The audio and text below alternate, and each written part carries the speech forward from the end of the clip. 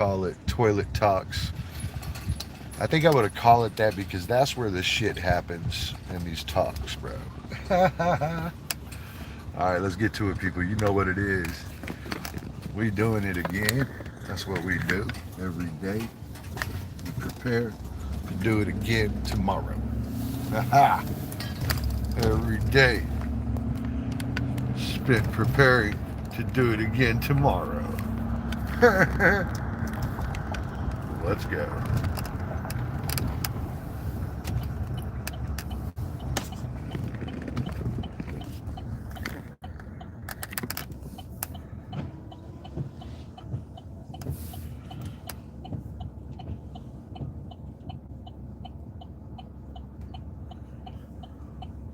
Let's roll.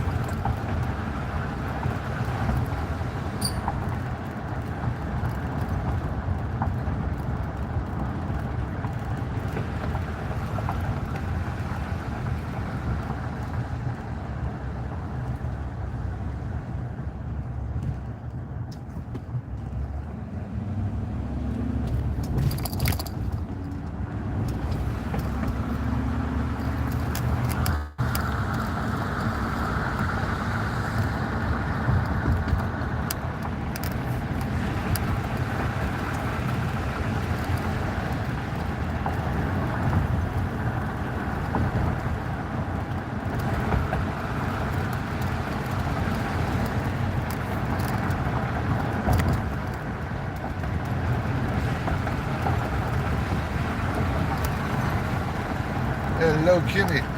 Hello.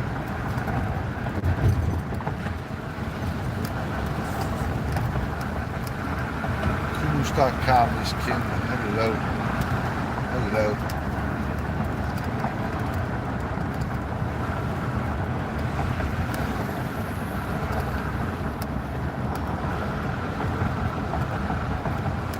Hello, hello.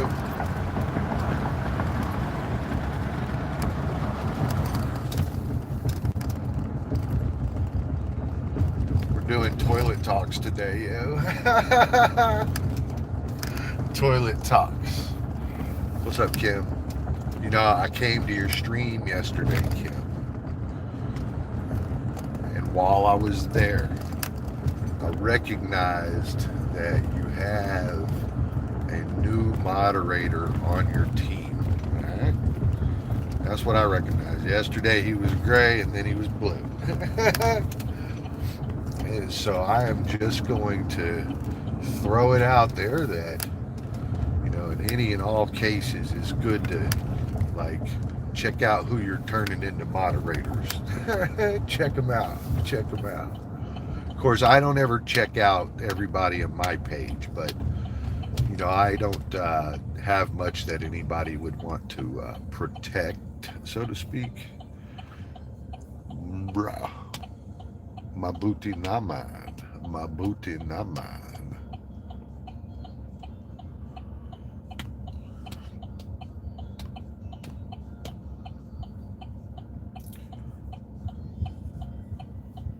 Miss Kim, you ever look around and say you're just so tired of the dishonesty? Like, why is everybody waddling around in dishonest nonsense at all times? At all times. At all times. Why? Why are they all doing it? It's everybody. It's the men. It's the women. It's fucking everybody. Why? Hello, gentlemen. Hello, gentlemen.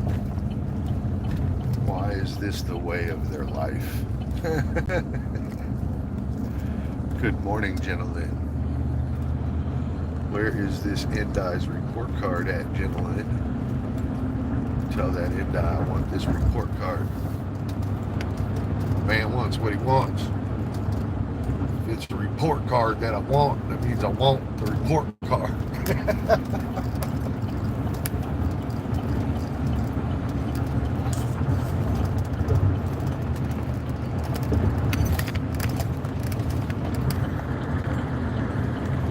Not yet ready yet, huh? Thanks.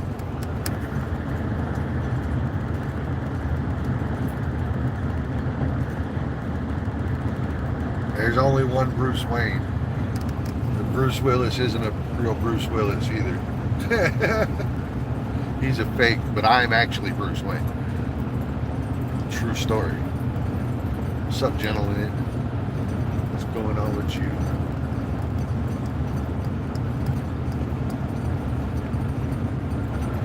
Hello, lovely Anu. Namaste. Assalamu alaikum. Hope you're having a nice day. We're driving again. Same thing, different day. Same thing, different day.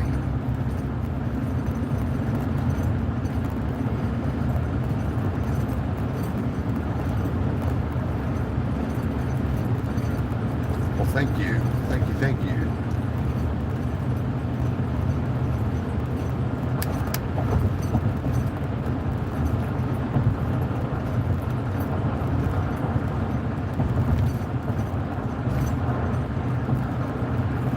Today is an exploratory mission in toilet talks. So if you have anything you need to say, you can let it out in the toilet talks.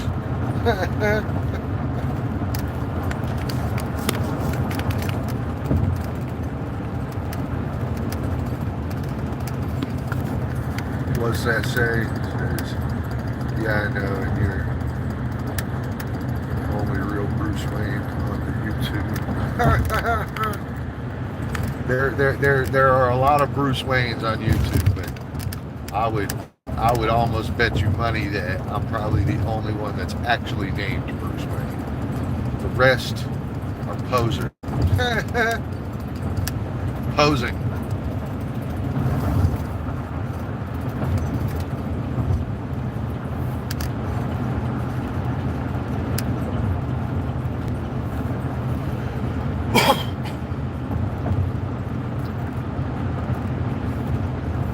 This view is really good for me to read with, but it's not very good for anybody to see anything. I think this is like a more entertaining view. At least you can see the road. That's a nice image, though. Look at that image, bro. Look at that image. That's not bad.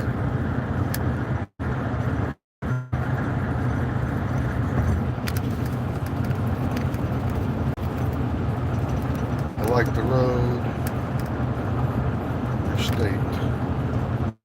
They're not all this good. I just happen to be on the same highway stretch all the time. Hello, Chess Rich. Rolling early. I mean, we on time. It's 4:15. Really, I left late. I usually try to leave the house by 4. Lately, that's becoming a drag ass thing. I'm spending too much time on the internet. Yes, sir. Seems like too much time on the internet.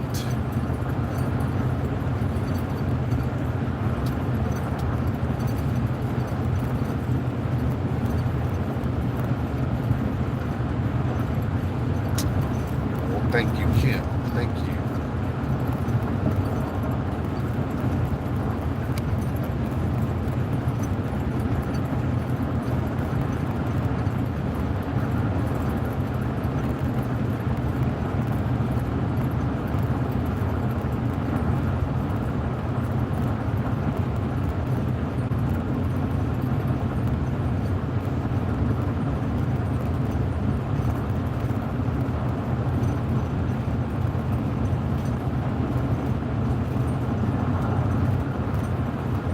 This is why I can't do live streams all the time, because I don't actually have much to say.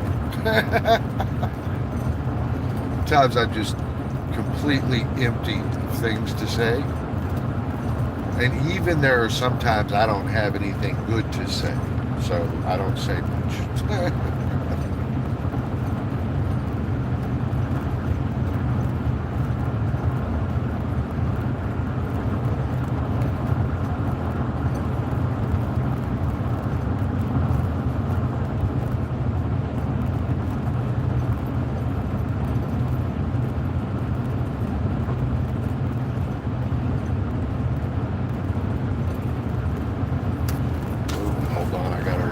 Change it for that one.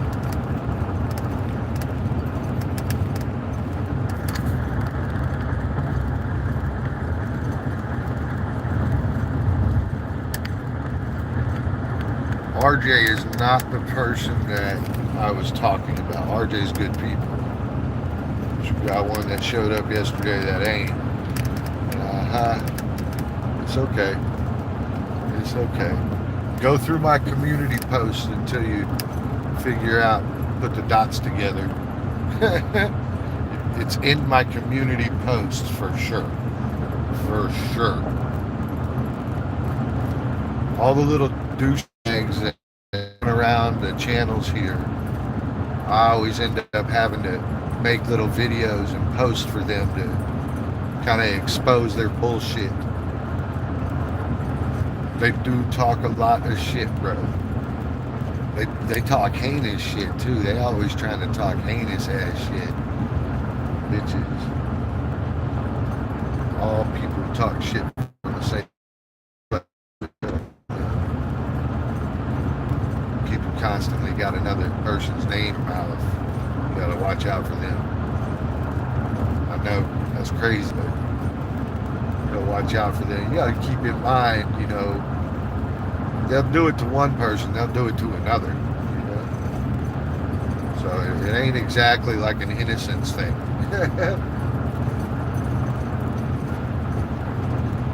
Some people say that about me too. They kind of see me be rude to somebody and they're like, oh God, Bruce might be able to be rude to me too. I'm always like, well, you know, if the shoe fits, the shoe fits, bro. If you've done something to irritate somebody, they're probably going to be rude to you. Especially if you don't have some huge value in their life, you're probably going to be rude back to you. You know, like, totally makes sense. But I try to weed out the bad apples. Kind of not really hang out with them and shit, you know. You can't dodge that shit some days. Some days you can't dodge that shit. Here we have 18-wheeler who all of a sudden can't make his lane. It's slowing down more and more and more and more. I know this because even though I'm slowing down, I'm still gaining on him. So he's slowing down exponentially. Yes, we are now at 50 miles per hour. I suppose in some worlds that's cool. You know? This guy reminds me of like a Karen driver. He's gonna pull whatever shit he can pull.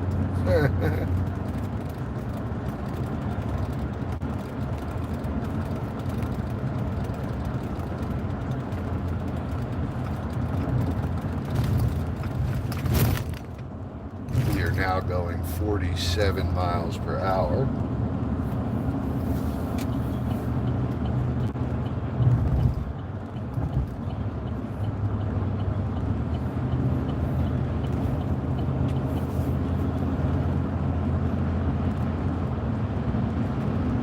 Well, he kept it professional. I better give him a pat on the back. Thank you, Mr. Professional Truck Driver. I will now be on my way. I will now be on my way. On my way.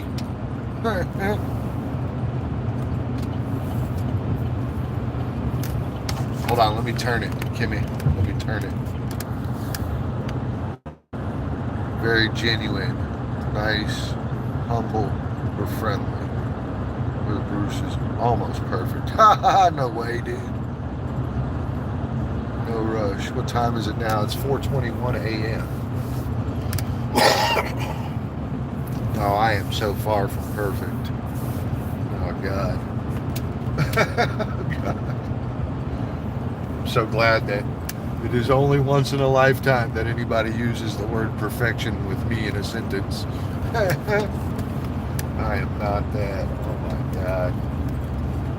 Oh, my God. You know what I am, though? I am so sick of dishonest people. So sick of it. I'm so sick of it, dude. I think I'm just going to start going in on dishonest people. At 4:20 in the morning.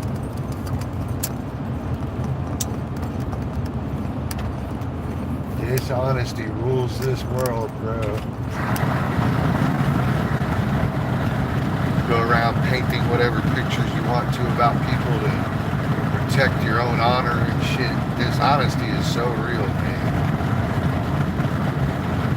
Pretend you're honorable, which is like a complete oxymoron.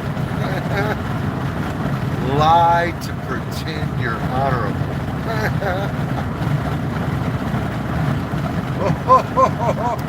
I don't know, bro. I don't know how that works. But that is the symptom that I've been like embracing this week.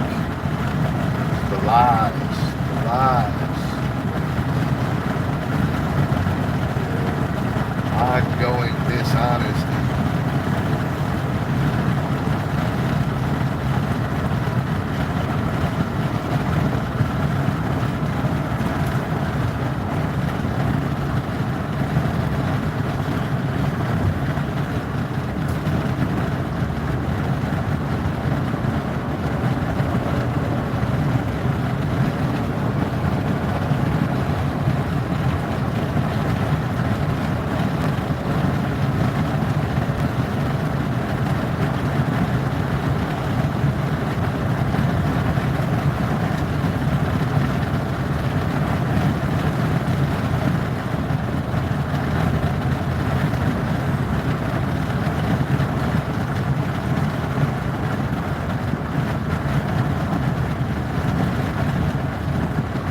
Being weird sometimes.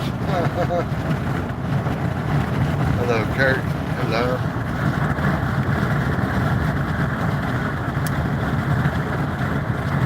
That, Kim, that thing doesn't serve me very well, though. Might be a good thing, but it certainly isn't a service to myself. Never ends up good. Never ends up good. What's up, Kurt? What's going on? What you make?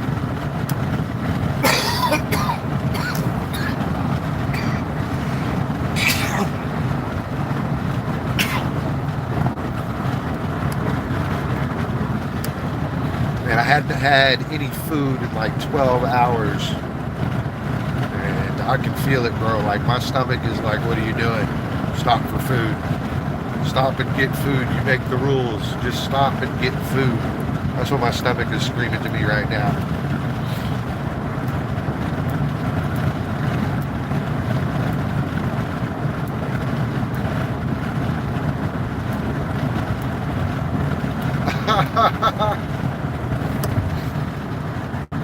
Not being able to understand my comments isn't such a bonus.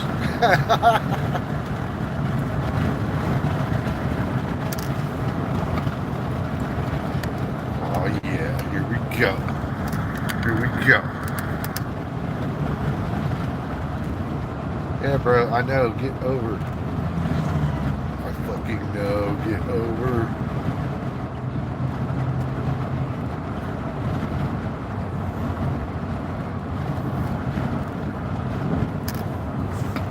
Hold on, let me turn this. What did you say, Kurt? Not much. Just finished my breakfast. Time for your breakfast now, hopefully soon. I'm gonna get my stops done. It's 4:30. I like to be clear by 6. If I can be anyway, if we don't have major stuff going on. Doing out west and Fort Worth today. Fucking garage door guys are gonna have to come back, so I spent like 3 hours yesterday morning dicking around with that shit. It wasn't that long. It was like 2 hours or something. They got to bring a lift out to get up to the top of the garage doors to adjust the tracks. They originally didn't bring one with them, and it started raining yesterday, and I was like, hell no, dude, y'all ain't coming in here with a wet ass lift driving it all over the place and shit. Y'all lost your minds. So I called it off. I called it off and told them they had to wait till Friday. And this is my fault. Lopez, hello. Hello, Lopez. Hello. Because sometimes you need to think around the corner. Hello, Lopez. Lopez is here. That is very different to see Lopez here. Hello. I feel kind of lucky. Lopez came to see me today. Oh, shit. I must have done something wrong, bro. I'm probably in trouble or something. Probably in trouble or something.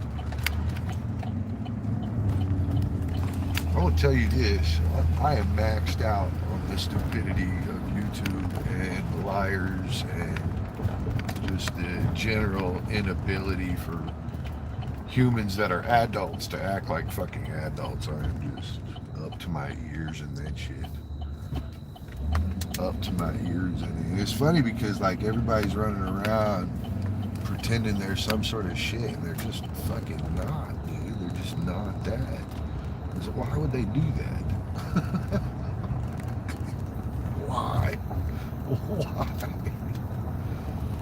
Oh shit. Yeah, this is why I'm like the worst dude ever, dude.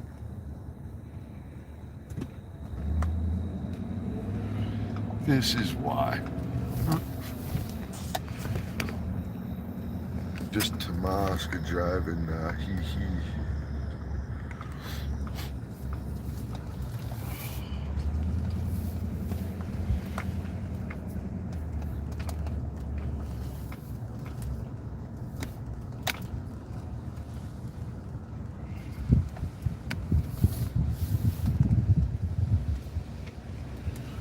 Let's get this place cleaned up, man. It poured down rain, something fierce. I'm sure there's plenty of stuff to blow and clean up. There's plenty of blowing to do. Let's go. I stole that remote yesterday from my work by accident, so I have to bring that thing back too. Somebody please remind me to take the remote inside. I gotta get out the ego blower, bro. Lucky Charms was cracking. I think Bruce got special glasses. Can read the stream there.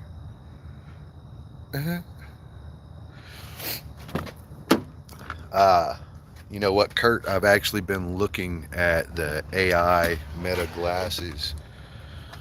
Oh, well, thanks, Lucky. I appreciate you.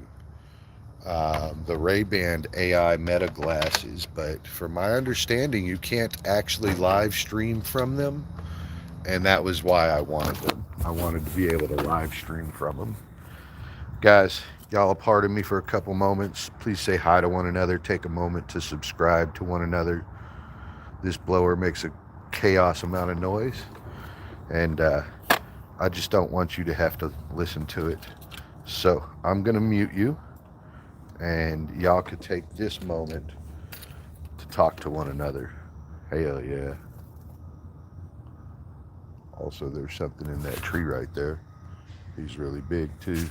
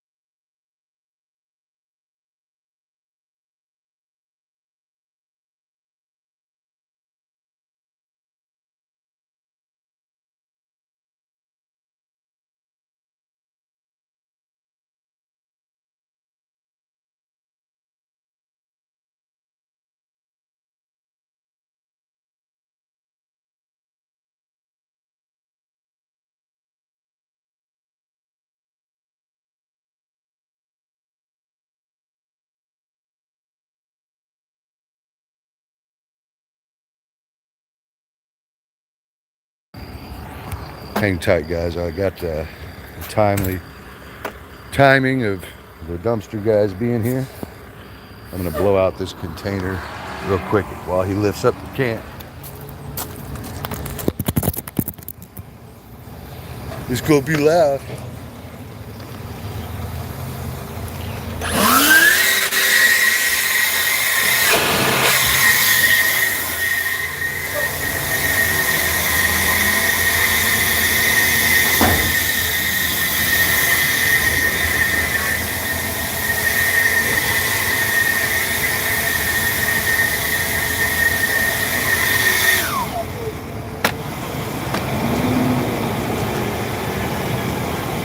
These old dumpster enclosures get so gross and nasty, bro. Sometimes I'm here when they're here, so I always got to take that opportunity.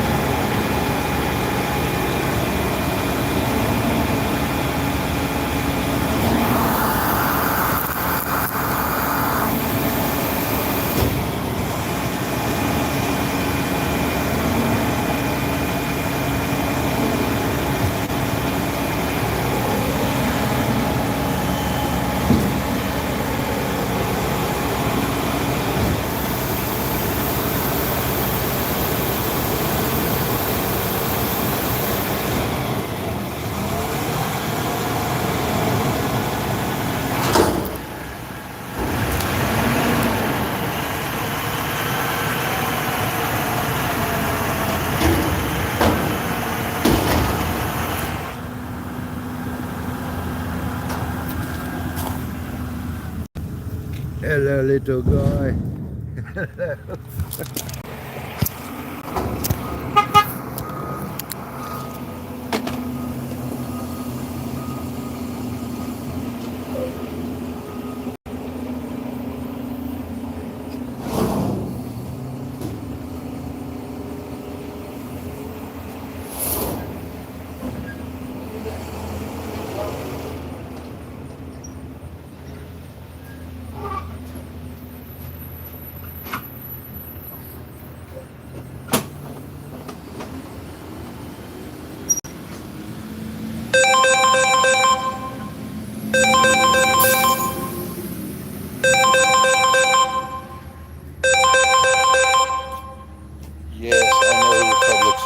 I know. Okay. All cleared out there. God, that can is so gross. Snow cones, man, snow cones.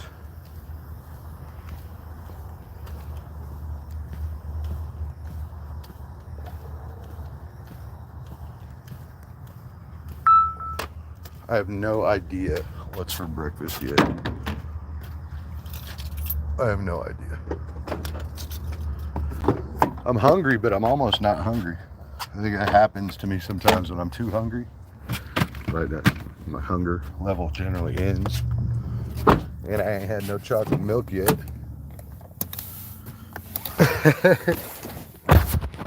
Animals know other alpha animals, bro. They always know. If you got a curious animal, that animal is not scared of you. You should be careful. Let's roll.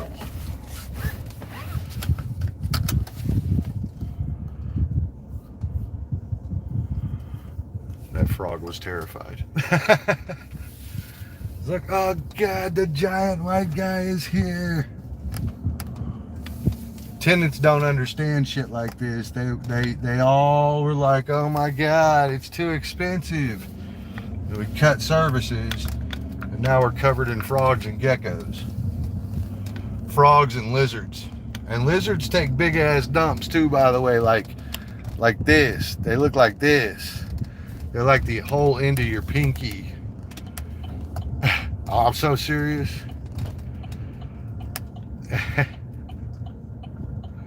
So serious. What is this? Everybody got a red light?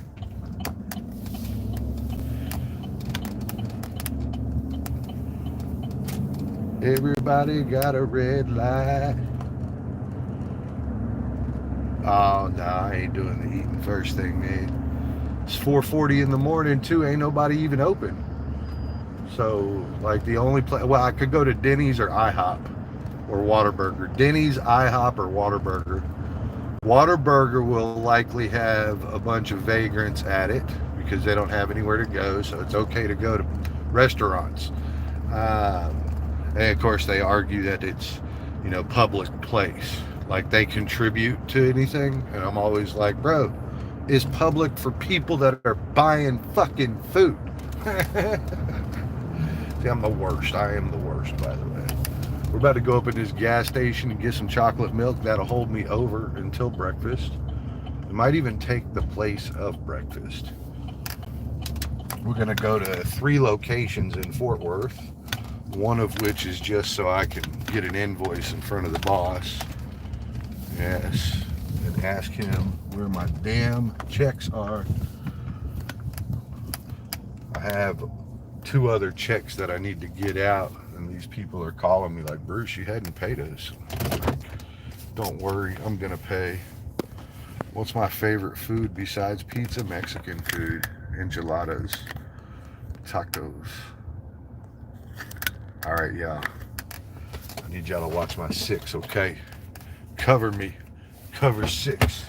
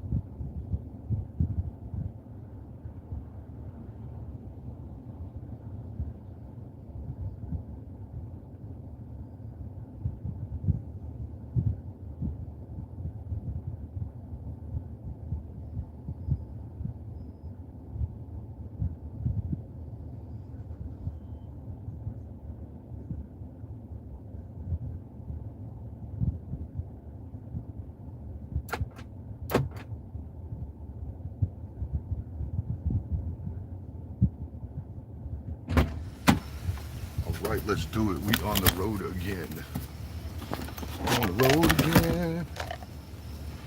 Let's see. I'm never tired yet. You never had Mexican food, bro? Oh my gosh. I'm sorry. I'm sorry.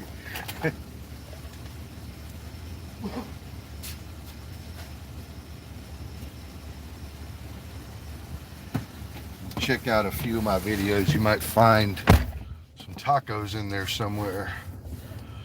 Daniel Barry, how's it going? What's cracking? Hope you're doing good. Happy Thursday.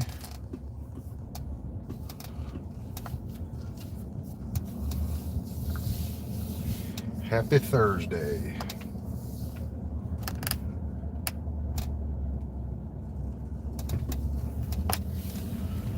Happy Thursday, happy Thursday, happy Thursday.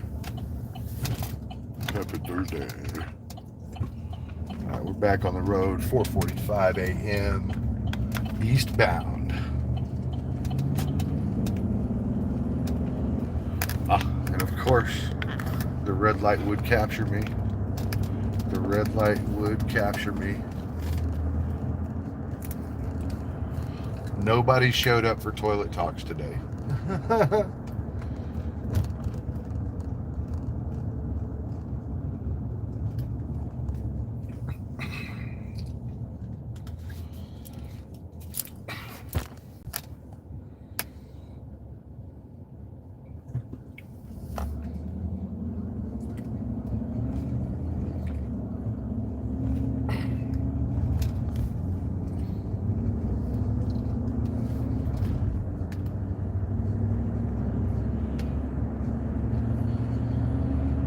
Nobody wanted to be a part of the toilet talks.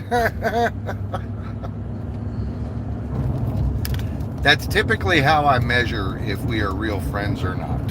If I talk to you from the toilet, we are probably real friends. I'm just saying, it's a true story. If I'm texting you from the toilet, it's because we are real friends, bro. I don't ever do no work while sitting on the toilet, so it ain't like work stuff. Can't work and take a shit at the same time. I just can't get it done, man. I can't do it.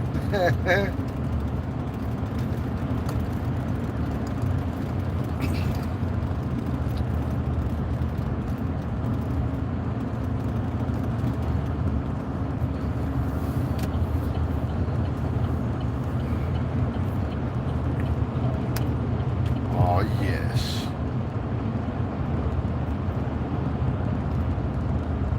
Are always there no matter what.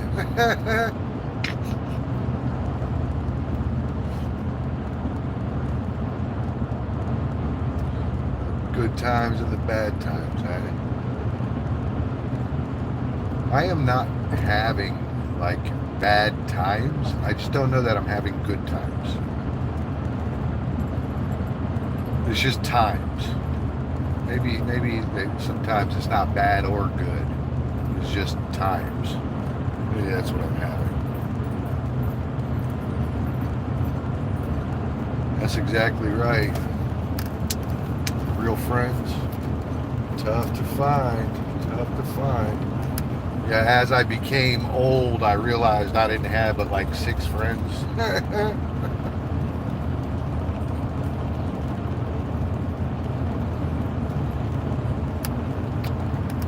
Even we only see each other once 2-3 times a year, holidays type thing, because we're all busy. It's not like we're avoiding one another. We're just slam tight busy.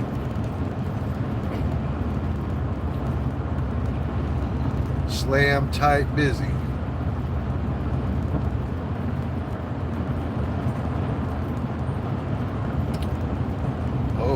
Oh, that was erased too quickly for me to really read it. Yep, I only saw 1 or 2 of the words, but I did see social media in it. And I gotta tell you, bro, I think this shit has ruined the fucking planet. I mean, sure, it has had some advantages like communication and stuff. But if all those communications were honest and true, it'd be cool. But they're not. I saw the Democrat lady on TV the other day. This was just like earlier today. And they got that illegal immigrant girl who was like a popular TikTok star or something.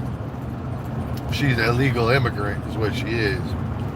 They snatched her ass up, dude. She was live streaming, and ICE rolled in on her and popped her ass. Deported. All right. And so the Democrats are going crazy. They're like, "Oh my God, you took our TikTok star."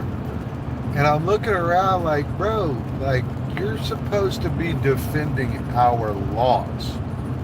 All right. And of course, if the people voted to have illegal immigrants removed, bro, you ain't supposed to pop off. You're supposed to follow suit. That's what we asked for. And so these Democrats are off their rockers, bro. Off their rockers. They're part of the team that uses social media for lying. social media, even in real life, true friends are hard to find. You know me, brother. I don't fucking care. I like that. I like that. That's the thing that I think a lot of people suffer these days, is that they're all worried about how somebody else feels. They're so worried about it, in fact, that they're not even a real person anymore. And if you talk to them, all they have is like stupid internet shit that pours out of their mouth. And the thing with stupid internet shit is all you got to do is ask about 3 or 4 questions and you find out that person's full of shit. Like absolutely full of shit. Stupid internet.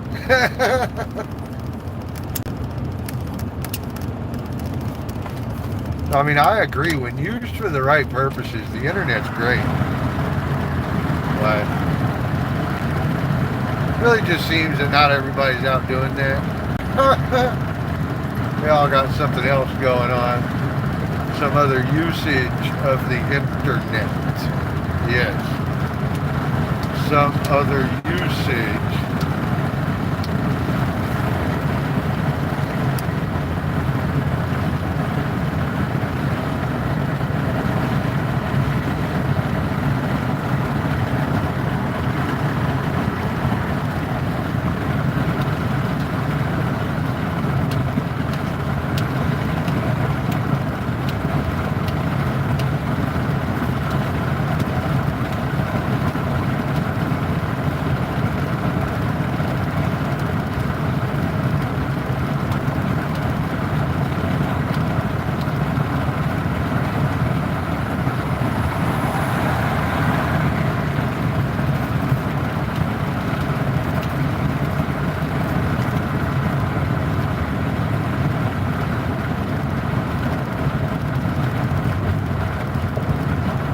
Drive carefully, brother Bruce. I will. I have approached cruising speed of 82 miles per hour.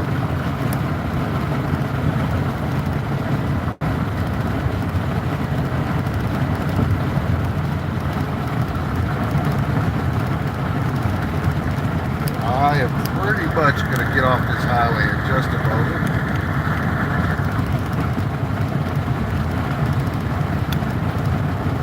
It shouldn't be much longer, but I have to be cruising at 80 miles an hour.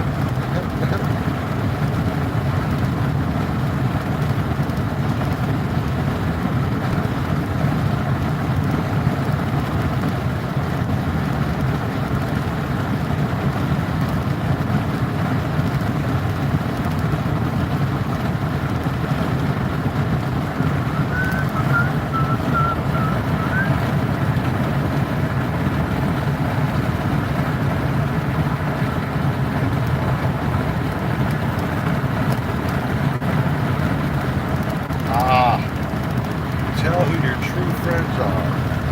I don't think so. I continually walk into rooms and see chats and hear things. And I gotta tell you, there ain't a lot of honor left out there.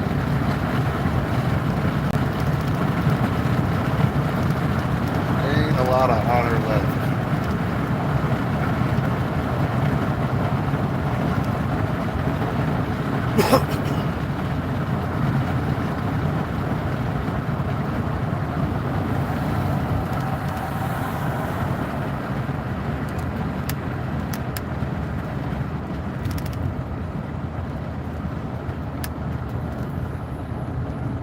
I find it harder and harder to believe, to be real honest with you. I ain't gonna say that I don't see plenty of it ahead of time. Maybe what really happens is I have lowered my standards to be in somebody's presence. Maybe that's the reality of that. Maybe.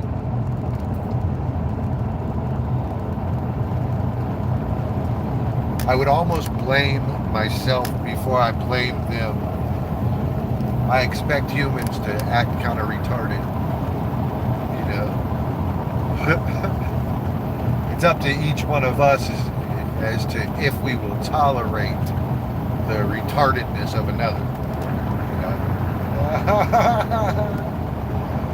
If that's something we can cope with or not. Why are we coping with it?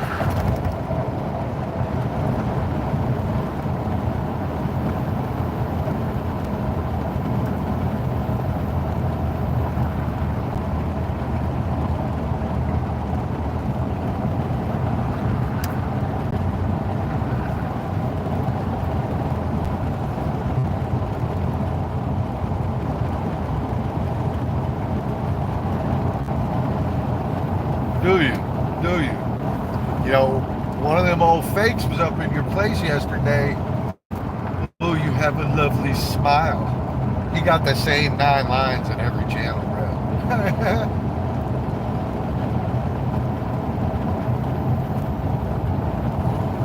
Yep, I found him in there, and I was like, oh, it's my time to leave. I gotta go.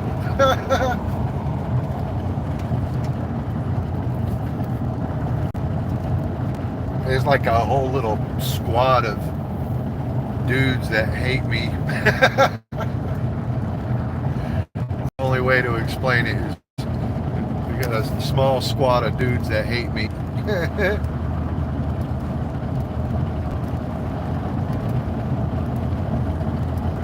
I'm okay with it. I'm alright with it. I embrace the hate. Alright? If you love me, great. If you hate me, that's great too.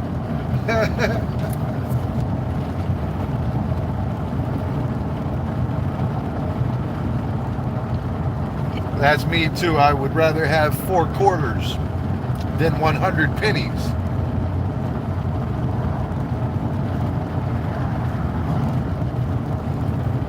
I don't know if that makes sense to you or not.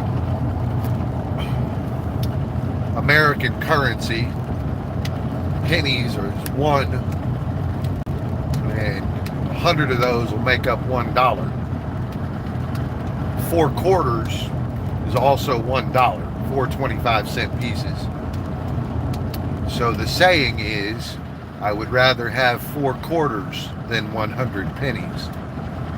4 valuable friends versus 100 empty friends.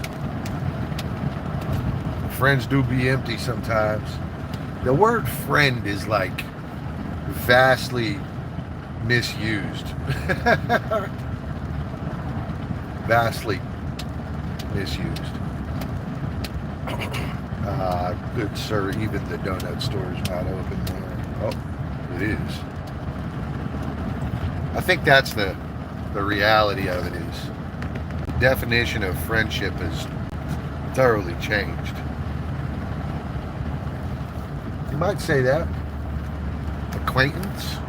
Blackwood, what's cracking? And then, of course, people are a little offended when you say, oh, no, we're acquaintances, you know? If you don't acknowledge that you two are friends, fake friends at that, you know, probably don't know shit about one another. That I find is the most common of things.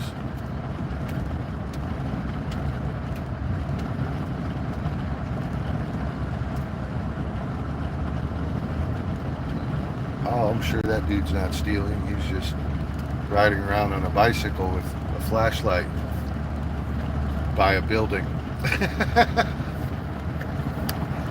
Can't possibly be your destination, bro. Lisa's Fried Chicken doesn't open for like 4 fucking hours.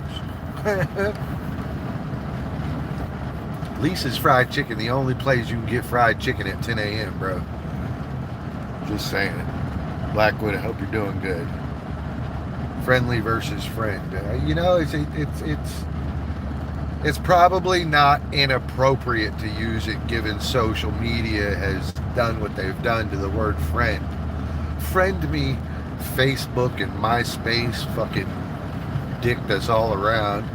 Told us that a friend is anybody who sends you some sort of attention on the internet.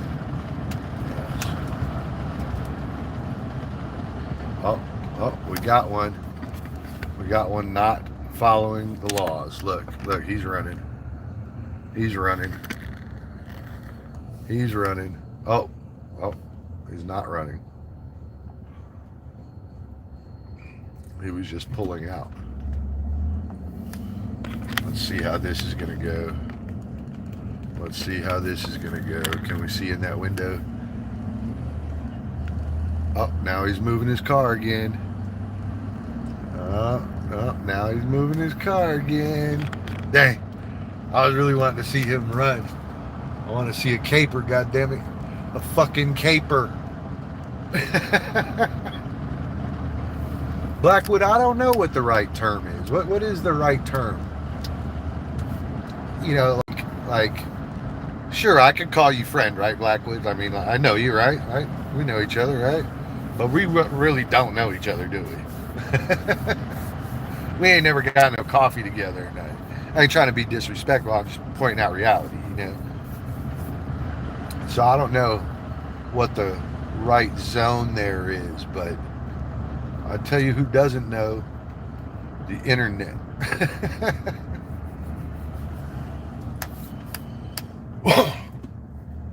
My ex couldn't figure it out when I was like, "You're done. Get lost."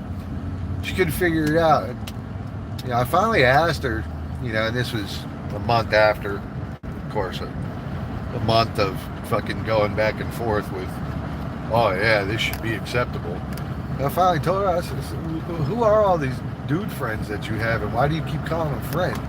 Oh shit, dude. Fucking all reality fell apart in that moment. And this girl, she got 2 double masters. She got double masters, right? Double master's degrees. This is a extremely intelligent young lady, right? 34, right? And doesn't understand what friends are and what the difference between a man chasing you is and a man that's actually friends with you. And that is like super fucking hard to come by. I mean, if you're talking to a dude, it is extremely likely that he visually cased you before talking to you. And I'm just saying, you know, like, as friendly as you want to call that, I don't really like base my friends on beauty. I kind of do sometimes, but for the most part, you know, I don't have like a beauty standard to talk to you or to be friends or something, right? But when it comes to men, we don't often just befriend a bunch of chicks just for the fun of it, right? Like why would we ever bring that much stress into our lives? So then, why would we do something like that? You know, you got to ask yourself, okay, well, you know, why is this dude really talking to me? Well, he probably wants to put his dick inside you, and that's okay. That's okay. Why would we blame him for that? You know, but the reality is calling somebody that wants to put their penis inside of you a friend is a fucking lie. That's a lie. And to not treat it with any sort of validity is a further lie. Oh no, he doesn't want that. Like, well, why is he fucking messaging you all the time? Like, what the fuck does he want? You know, if you ever ask these people, so what do you feel like your role is? Or if you see them out in like your streams, like checking other dudes or something, like, what does this person think his role is? You know? Hang tight, Blackwood. I gotta turn it to read it.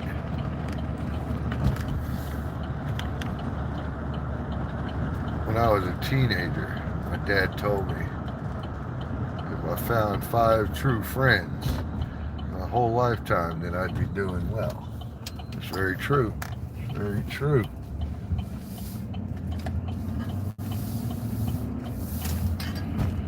It's not a problem if you saw them as real friends or not.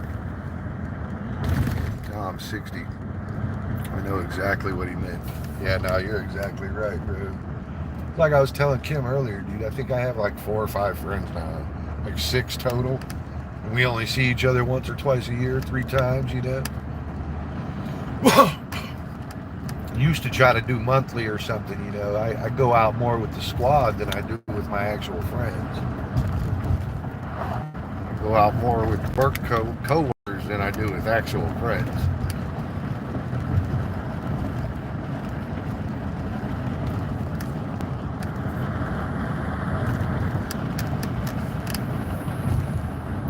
I don't know, Kimmy.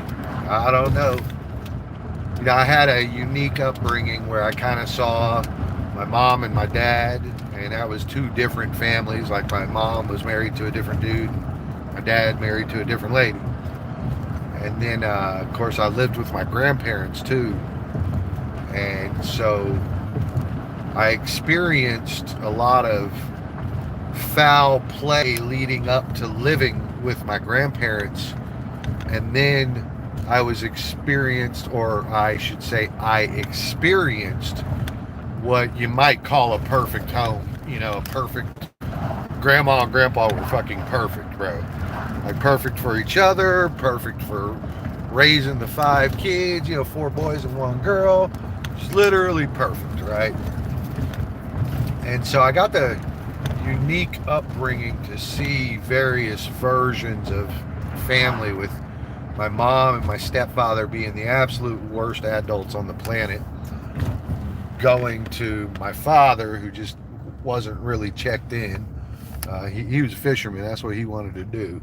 And, you know, if you didn't want to do that with him, you were done. So my father was not always checked in. And then, you know, living with my grandparents, just seeing what, you know, the fruitfulness of a real marriage and stuff, you know. And so one thing I will say is that grandma didn't have any friends. Not like a bunch of guy friends that she like tried to go hang out with on Friday nights, or that she was always talking to in the background. Those guys didn't exist. And you know, for my aunt, for my older sister, for grandma, none of these things existed. So it didn't actually exist until my younger sister. When my younger sister came along, that generation, it was like completely acceptable to have 58 dudes in your inbox telling you how beautiful you are. Totally acceptable. To me, that's like going to the store needing shampoo, and you get to the shampoo lane, and there's like 7,000 options of shampoo. You know what I'm talking about, right? And you get in there and you're like, well, what the fuck? You know, which one do I pick? You know, like, what do I do? Oh, well, this one's going to be better next week than this one is this week. You know, like that thing just kind of changes.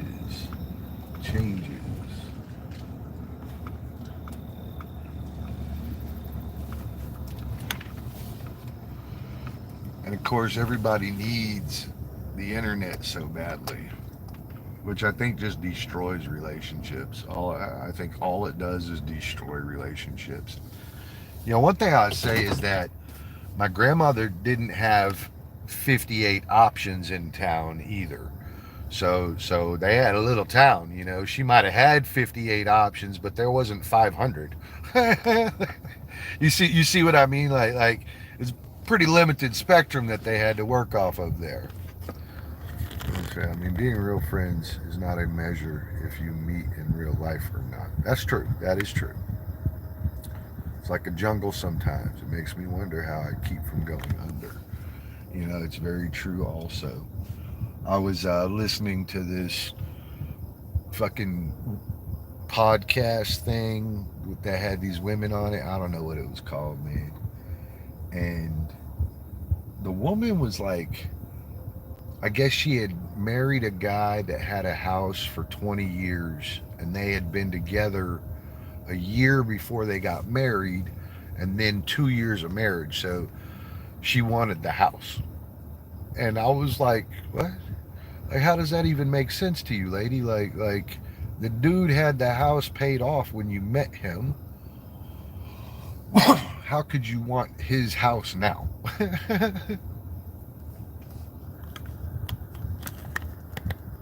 It's wild out there. That's why I don't like barely even like talk to American women, because they have this predetermined mindset that as soon as the kids are 18, the marriage should be ended and they should go have freedom. I'm always looking around with that stuff. So when you divorce a man that's 50 years old, what's the likelihood that he's going to be able to create more kids with another woman? It's pretty kind of slim and limited.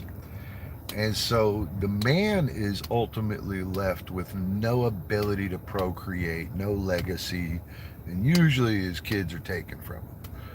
So to me, this is just a whole fucked up scenario that I'm not going to be a part of. No fucking way. That's right, and the word is desires. That's correct.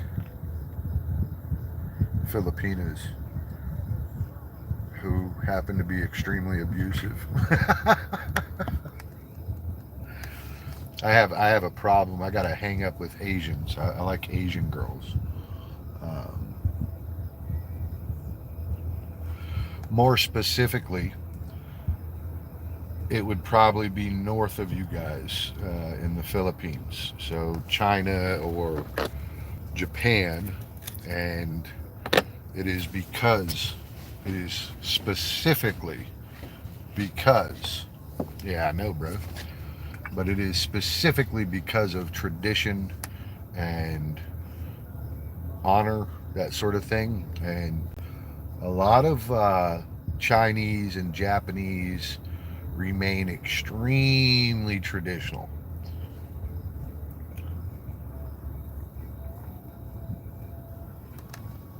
Oh, Kim, that's exactly wrong for me.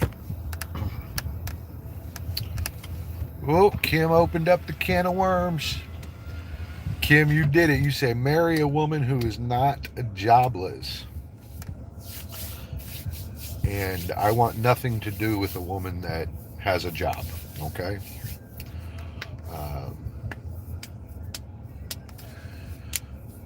so let me see if I can illustrate it appropriately. You like that toilet talk? It's funny, huh? So let me see if I can word that and articulate it well enough that you agree with me. So there are 24 hours in a day. Is that right, Kim? Okay, that is accurate. So I'm gonna move forward here. Uh, if I spend 6 hours of that asleep, right? Shay, dude, this is toilet talk, bro. Like, be a part of things, bro. I'm just saying, like, if I talk to you from the toilet, we probably friends, all right? ah, so there's 24 hours in a day, right? And let's argue that I spend 6 hours asleep, okay? Now, 6 of 24 is 25%. That's 25% of the day is gone, and all I did was sleep, okay? I haven't showered. I haven't read a book. I haven't gone and worked out. No personal hygiene has happened. So let's start talking about those other things.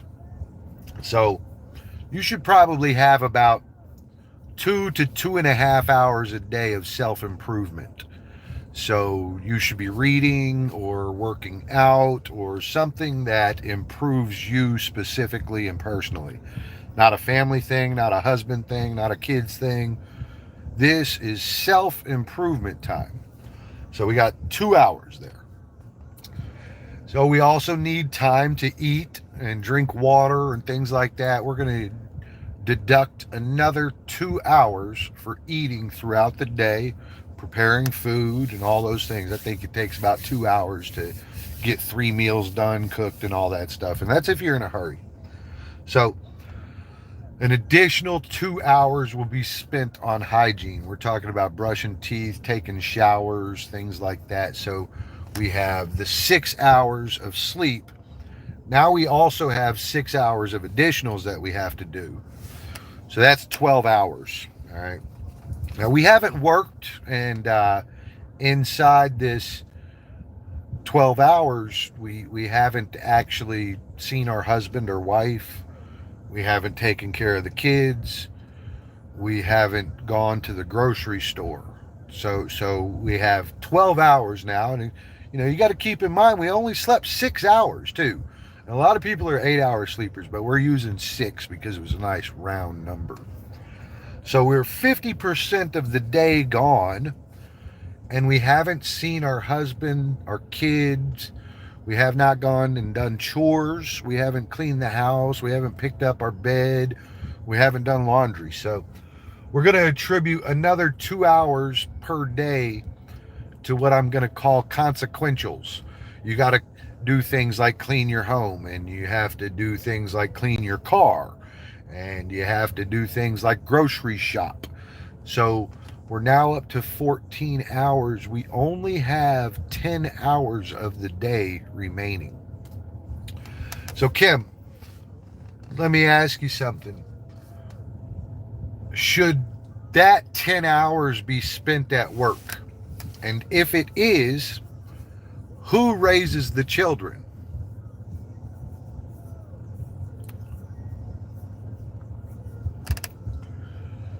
It's okay. I just need a clear answer. That's what I really need. Marianne, what's up? Hello.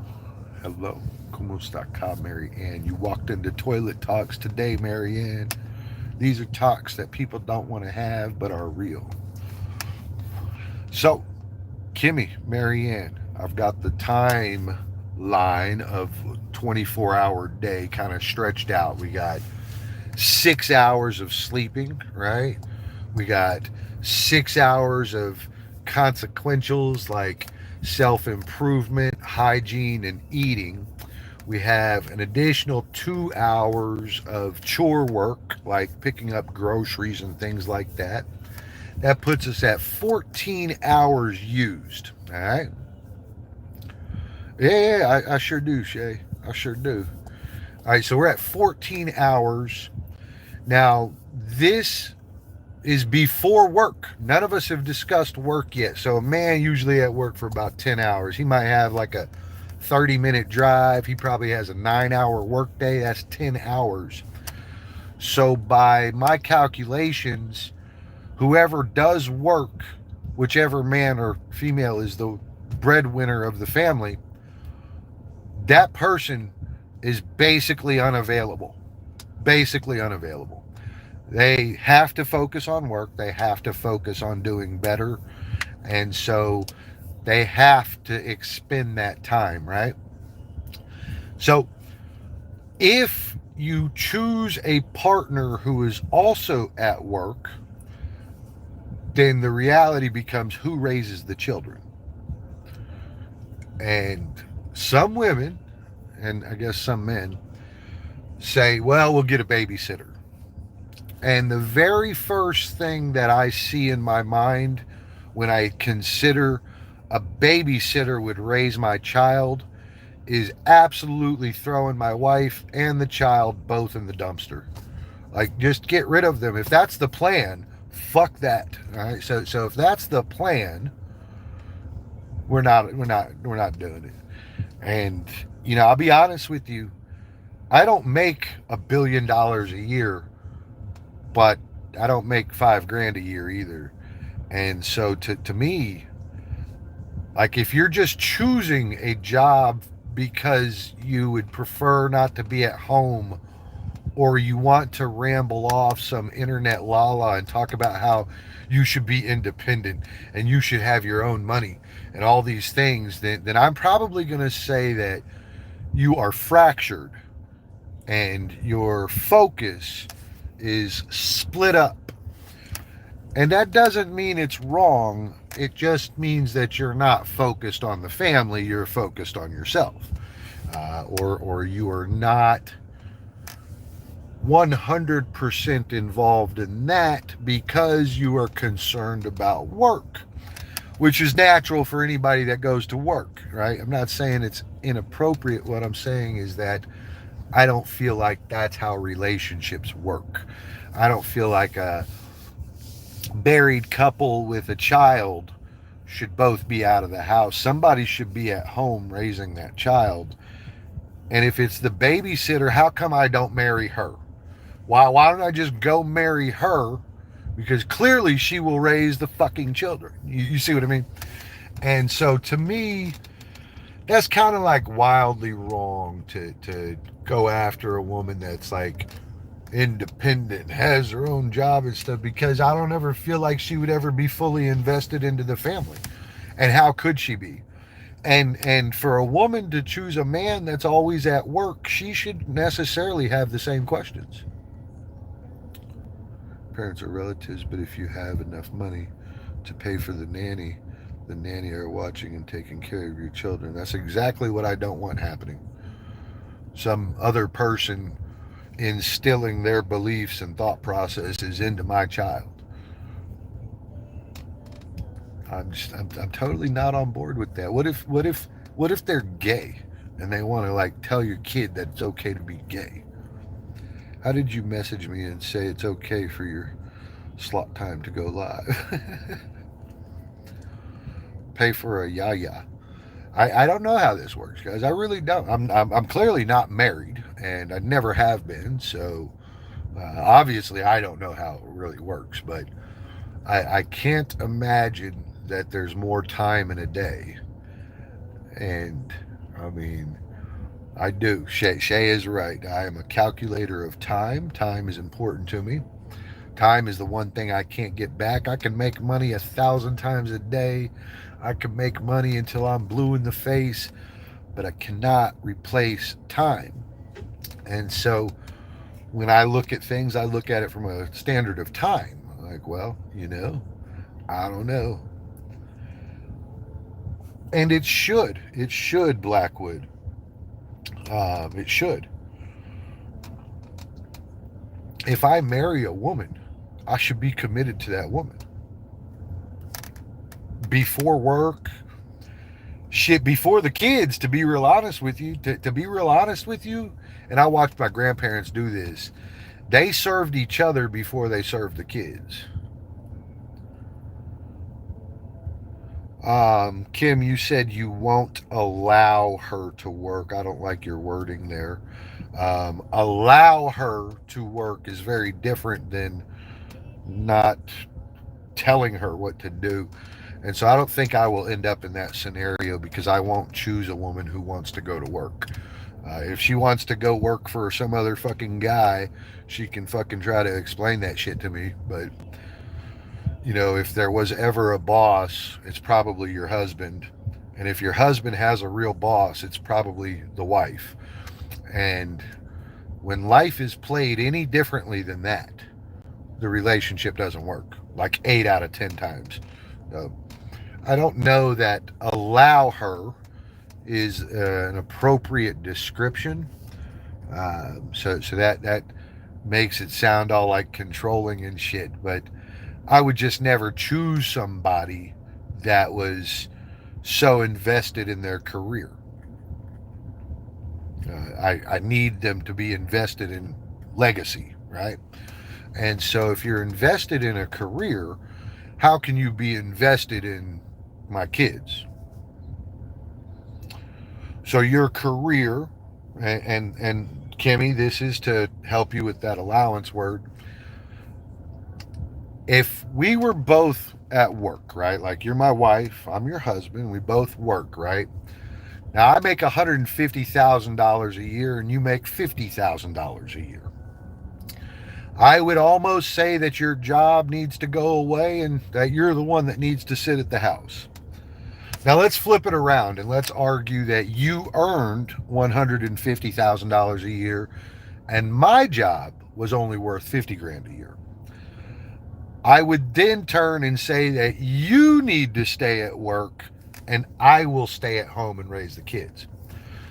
And my point there is that the kids can't be raised by some stranger. Oh, well, we got her resume. Oh, God, yes. Like the neighbors approved of her 4 years ago. She's got to be great. Let's use her. Keep that fucking lady out my house, bro.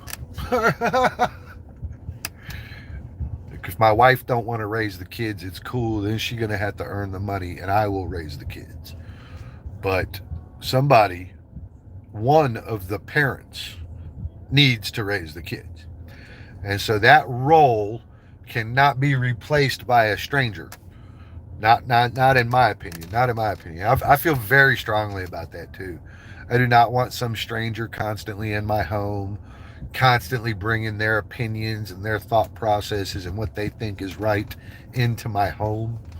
I think that stuff solely sits with the parents, and I would hate it if my lack of control affected my children. So let's argue that you and me are both at work, right? But my kids are at some homosexual high school where they're feeding my kid filled with gay books and shit. Well, you and me wouldn't fucking know about it because we're at fucking work. So to me, we open ourselves up to so many exponential problems and risks that it doesn't seem accurate, especially you given the idea like babysitting here is $250 a week per kid. So if you got two kids, you're talking about $500 a week or $2,000 a month. Now let's argue you have the person in the relationship that earns 150, and then you got the $50,000 one, right? So if 24,000 of that 50,000 is spent on childcare, then how much is that job worth? Well, it's only worth 24 grand then, right?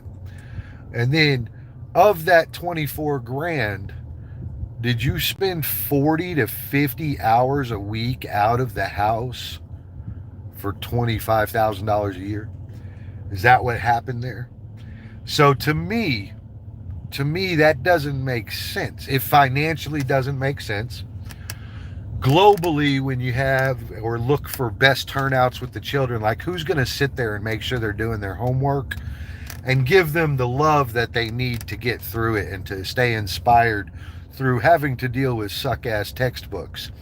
So to me, the nanny is not going to slap the piss out of my kid when he starts being rude and doesn't do his homework. But mom will. Mom will slap that boy across his face and he will fucking cry and she will say, do your fucking homework, right? And so the nanny won't be able to do that. And so I feel like there are so many losses that you would take along the way for that 25 grand that you were after, you know? And that 25 grand, a lot of times,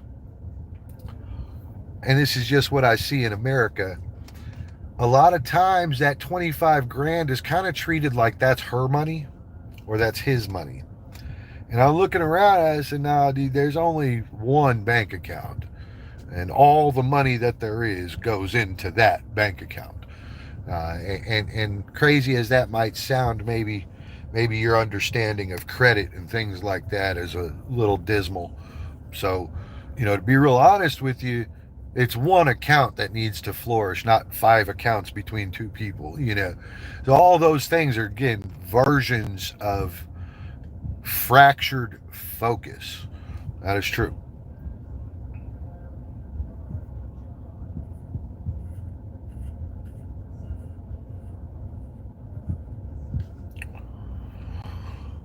I personally think that your husband should serve you and he should be nothing less than an absolute top-notch man-slave.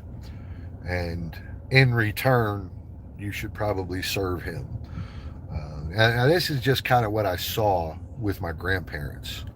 That's the way they did it, My grandfather worked, and that's what he did.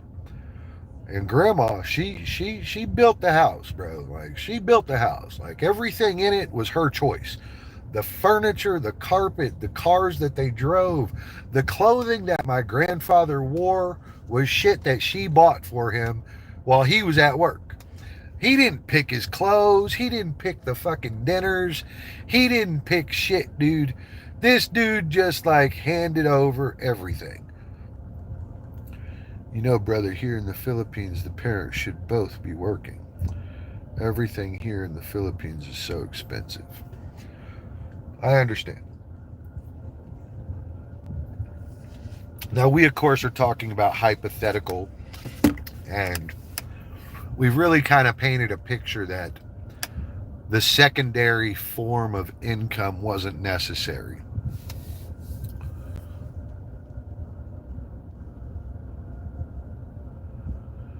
Blackwood, you know, my uncle does that. My uncle is extremely intelligent, and he was extremely successful in life. He built and worked alongside doctors that installed pacemakers. That's what he did. So he made the pacemaker and then stood there and made sure the doctor installed it correctly. So he didn't have a bad job. Later on, he met a lady who's a wonderful lady, my aunt, who is fantastic and irreplaceable. Irreplaceable. She was working for the organ bank, organ like your guts and your stomach, your heart and shit. And one day she got this phone call. They lived here in Texas with us. And one day she got this phone call and they were like, hey, we want you to be the vice president of all this shit, right? Now, she was making pretty good money, but she entertained the idea. And so, well, what would I be making? So just to give you an idea of what happened there, her income quadrupled. And so she was now in the 700 a year range, and she went from like 100 a year, 150. Well, my uncle was already making 200 a year. All right, so between the two of them, it was 300, 350. Well, if she takes that job, it's 700 alone.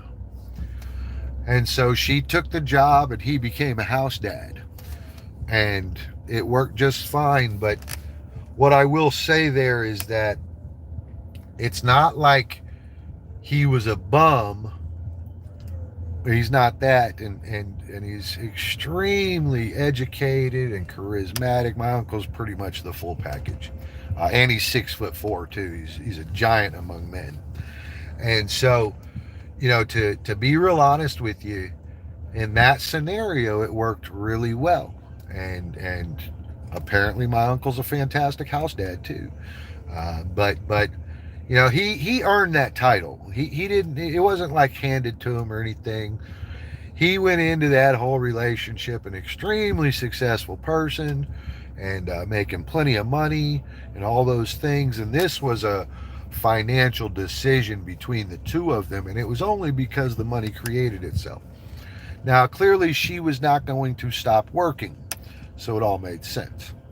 But if the wife or husband is earning at least 40K a month, and they both decide that one of them should quit a job to take care of children, not a problem. Cheaper for foreigners because the value of your money. Earning pesos and spending pesos, and not all Filipinos.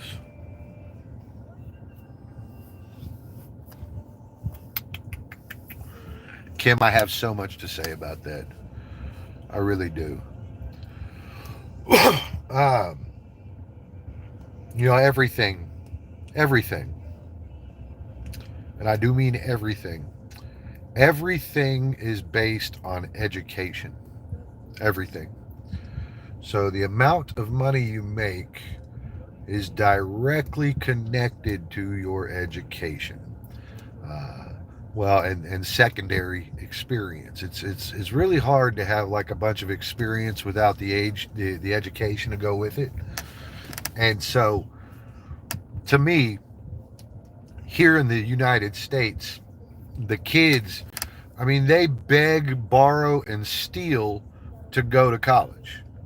All right, so They will take out massive loans that they can't always pay back. And they will do really, really well in school to try to get scholarships and access to free money. They will go to the government and get the government loan for tuition. They will get a small degree so they can get a little bit of a decent job, and then they will use that decent job to fund the bigger degrees or the higher education degrees. And this whole process takes 15 years, you know. But finally, at the end of that 15 years, they're making $150,000 a year. And so you're right. But to me, what I see to go alongside that is that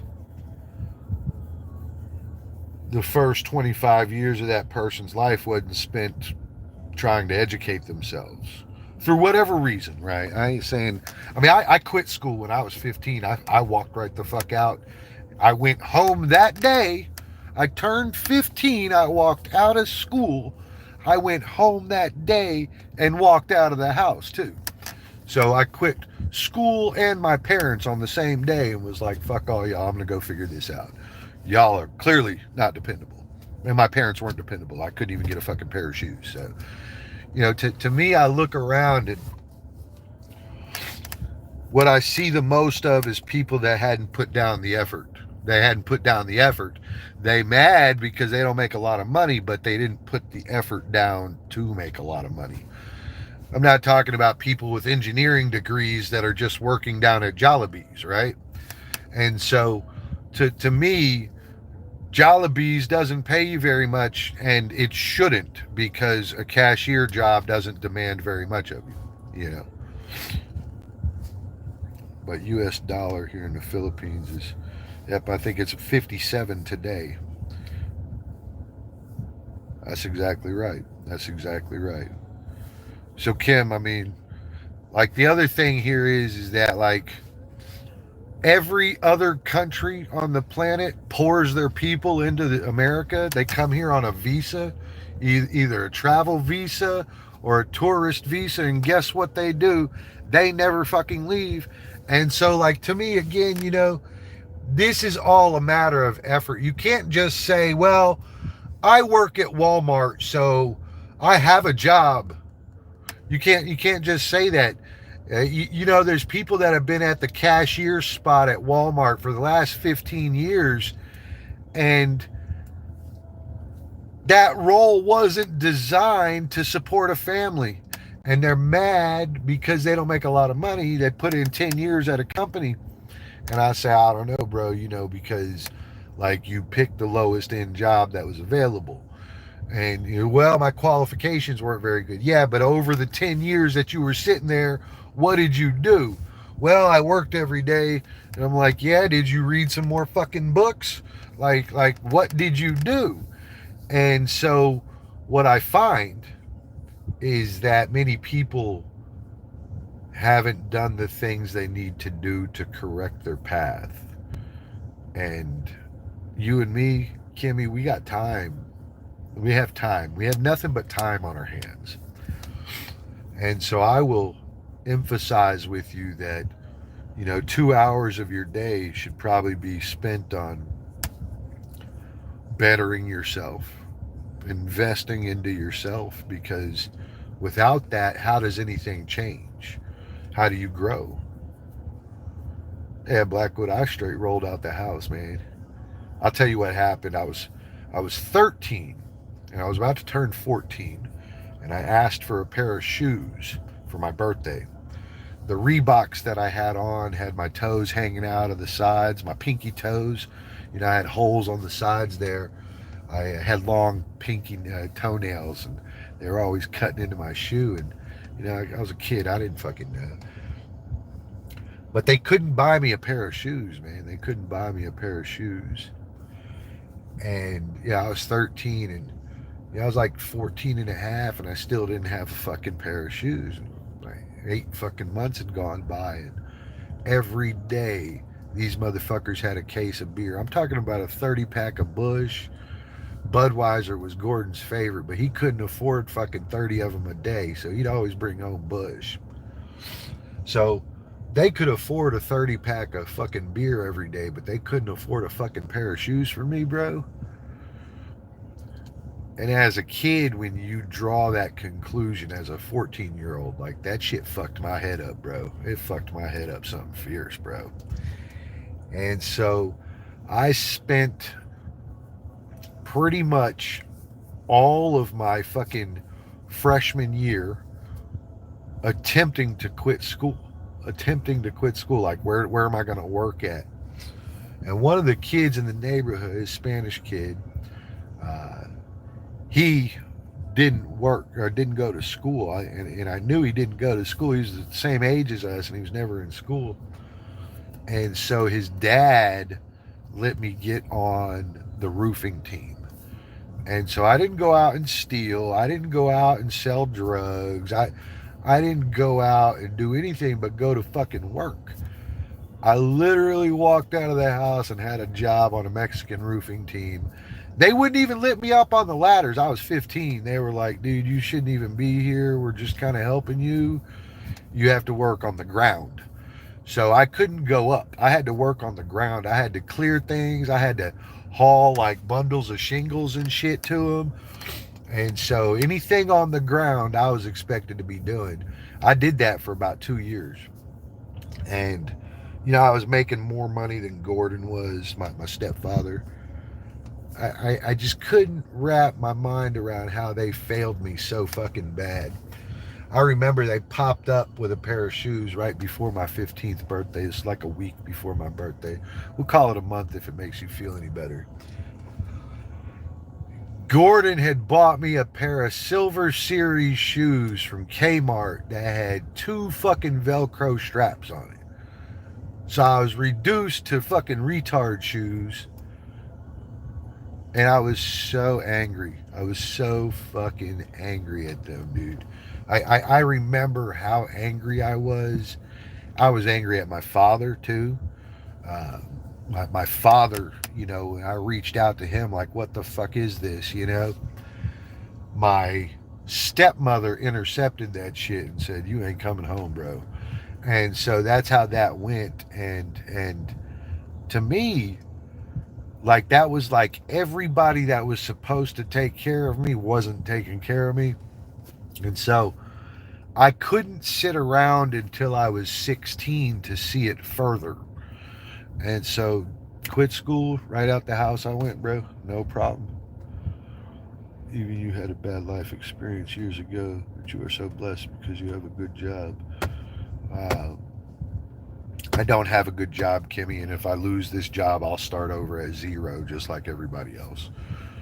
Just like most of the world. I'll be making fucking $20 an hour or something. It's a true story. So without that education, you're not guaranteed any money. You see what I mean? So, and that just goes back to the whole idea that, you know, I'm 43 and I still haven't handled my education thing. You see, oh shit. So by extension, whatever money I do make is my fault. Yeah, like it's not because I didn't have time to read the books and get an education. I could have been a fucking brain surgeon by now. Yeah, it's 40 fucking years, bro. I could have been a brain surgeon by now. Some people, I look at their channels, I ask them, well, how long you been doing live streams and stuff? They say 3 years. And I'm like, so you got 4,000 hours inside 3 years? And yeah, I've been monetized for a year. And I'm like, so you got 4,000 watch hours inside 2 years? And they're like, yeah. And I'm like, well, did you read any books? And they're like, no. And I'm like, well, there you go. There you go. That's the problem right there. You didn't spend that time educating yourself. You spent it on the internet. So whatever income you get is because of you. Now, Kimmy, I did talk to one of my girlfriends. She said the Philippines pay works in like these tiers, like tier 1, tier 2, tier 3. But I think that's not exactly true. Because every time I see videos from Davao, Mindanao, General Santos City, Cebu, Manila, all these places, I see these videos, and you know what I see? I see cars, I see fancy houses, I see restaurants that charge a lot for food, I see massage places, I see coffee stands. It looks just like America, except apparently nobody's making any money. So I look over, I said, well, there's 120 million people in the Philippines. How can we suggest that there's no money when there's all these fancy places going on?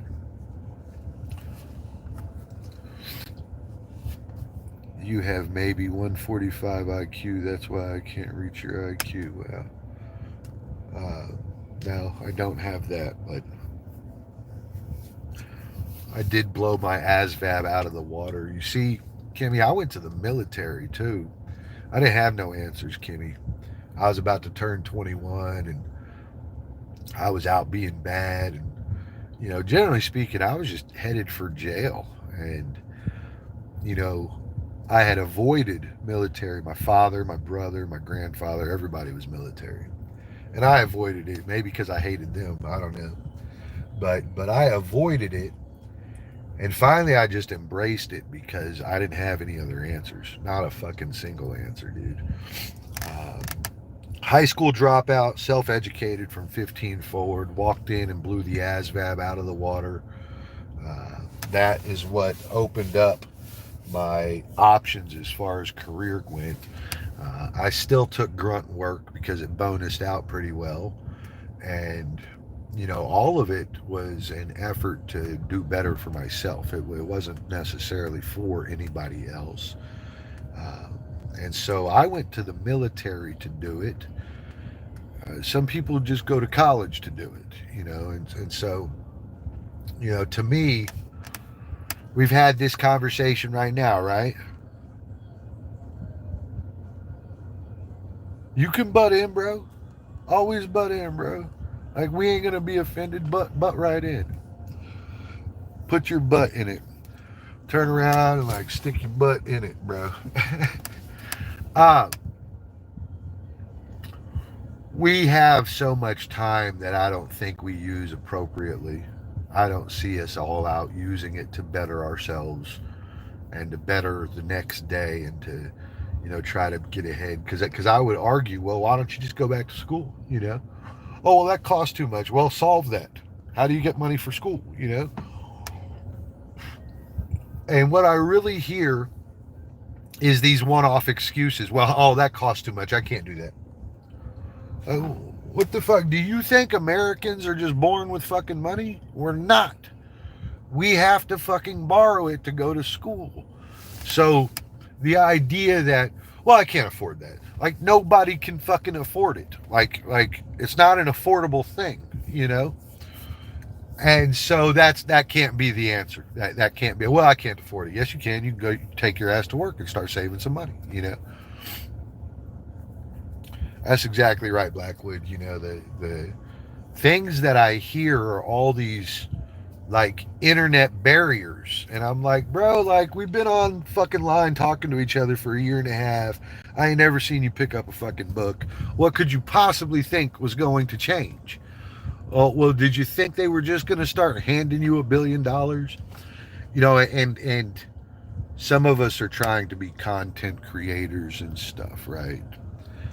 And one thing I want to say is if your channel didn't start booming in its first year or so, it's, probably a dismal thing. And now you've put a year into that, a fucking year.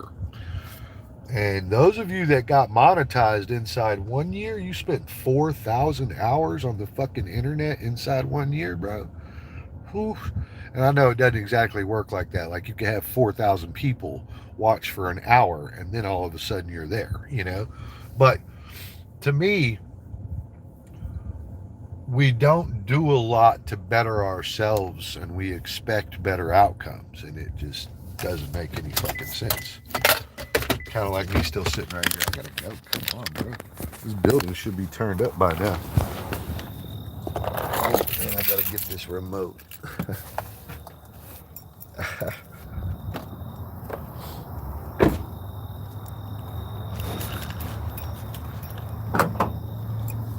Yeah, all this stuff matters, dude.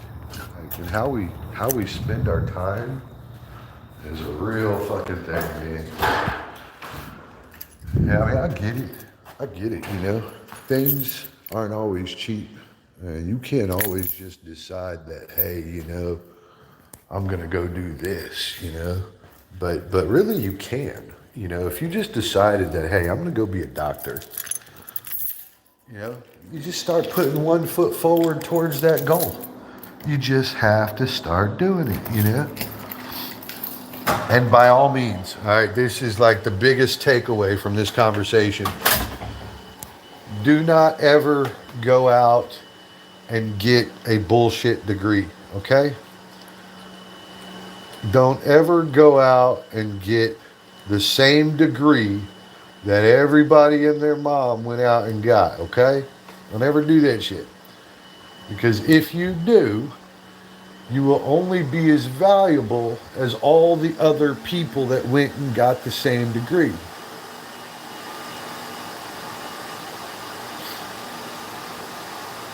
This thing's doing it again. It's so weird.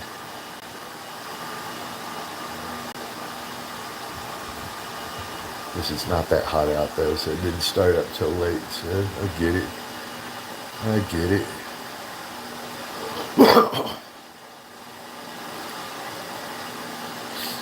Alright, we are up. Happy days. Happy days. Yeah, so this is like the biggest failure of all my buddies.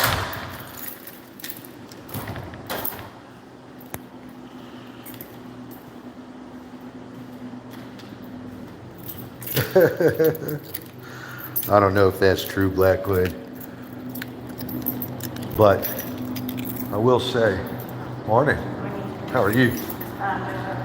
Good.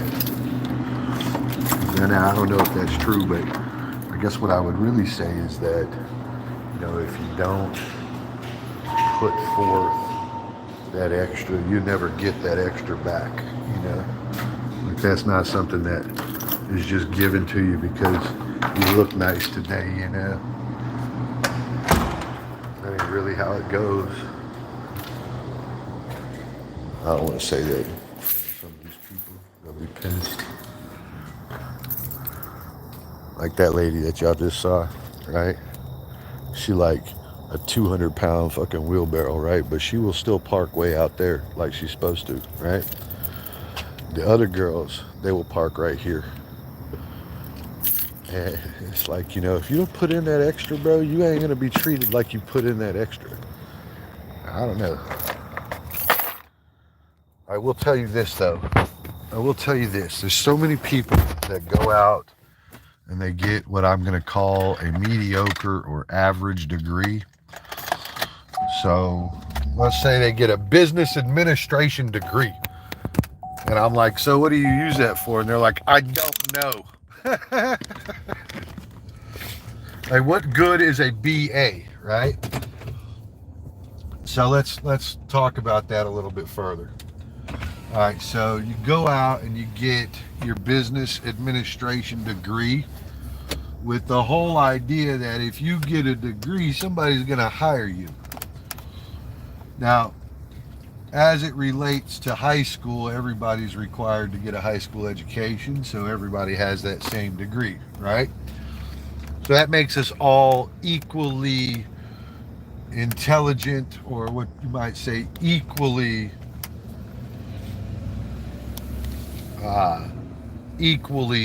educated. We were schooled equivalently.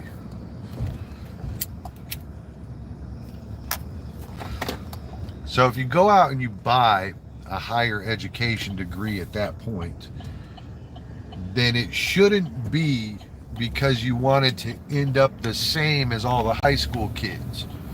What the fuck is that shit?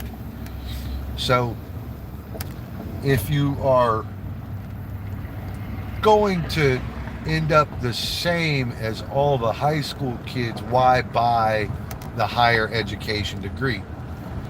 So I got 4 buddies, right? And guess what they all have? They all have the same exact fucking degree, a BA. And they're all bitching because nobody will fucking hire them. And, you know, I kind of talked to them a little bit. I said, you know, when you got that degree, did you know that everybody else had one of them? And they were like, well, of course not. And I said, okay, so you knew it was affordable though, right? And they said, yeah. I said, okay, and what kind of information can you extrapolate from an affordable degree? Well, that anybody that was going to afford some education would buy that degree so they could say, I have a degree, right? Okay, that's cool. Except for the fact that, you know, now so many people have a business administration degree that it's easy to come by, right? What happens in an elastic market when there's too much available of one item? Well, the value of that item goes down, right? So if you have an overabundance of bananas, then the cost of the banana will go down. Or if you don't have any bananas, the cost of the banana goes up, right? So an elastic market. And so if I got 4 guy friends and all 4 of them went out and got the same degree, and then I go over and I get a doctorate in fucking bubble gum, I am the only one that stands apart from the group. So why would an employer look at all of them instead of me? You see what I mean? And so in many of these cases where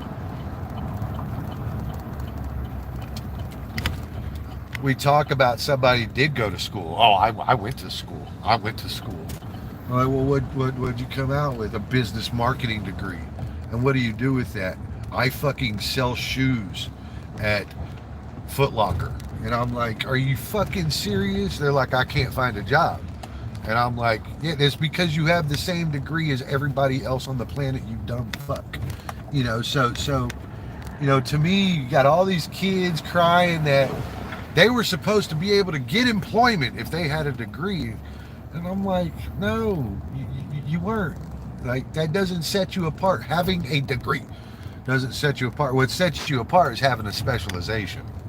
Oh, shit. And it's a higher education that you're paying for. So, redundantly, I don't understand why you would buy the same education as everybody else and expect to end up in a better situation than them. And so, you know, I would have to return and ask you, okay, so, you know, 5,000 people graduated with that degree this year. In the percentage of humanity, what tier do you feel like you're in? Are you a top 10%er? Are you a top 10% of all the men around you your age? Are you top 50% of all the men around you your age? So in other words, if 5,000 people got the same degree with you as you, you're competing with them. You're competing with them to attain the same jobs, right? And so having the same education as them has not set you apart from the crowd, right?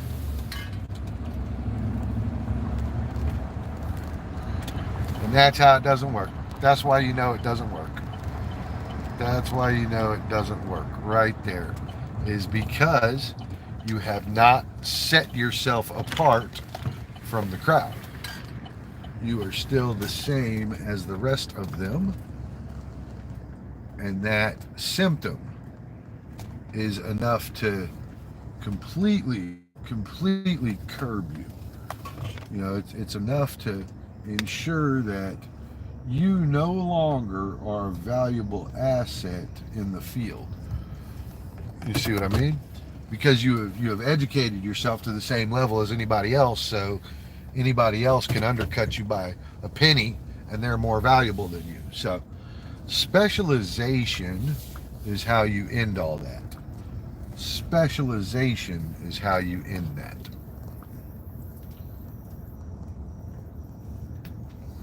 is, oh, well, specialization costs more money. You're exactly fucking right. You're exactly right. And it pays. And it pays better. Go figure. Sorry, guys. I can't really read. I'm trying to maneuver this parking lot.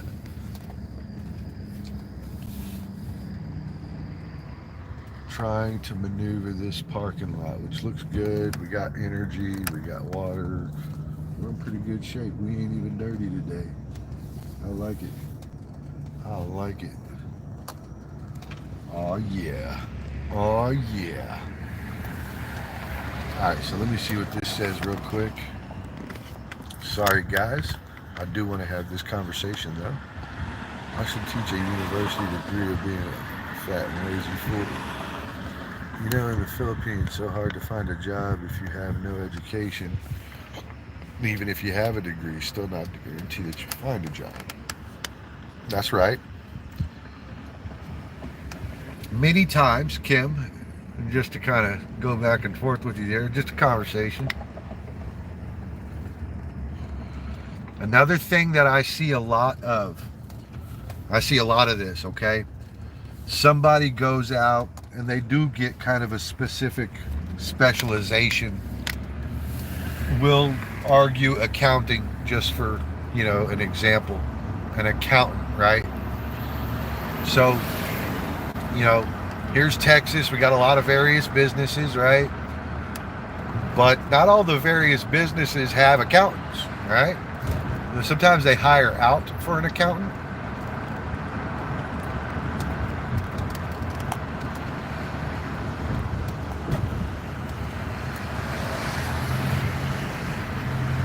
Sometimes they hire out for an accountant.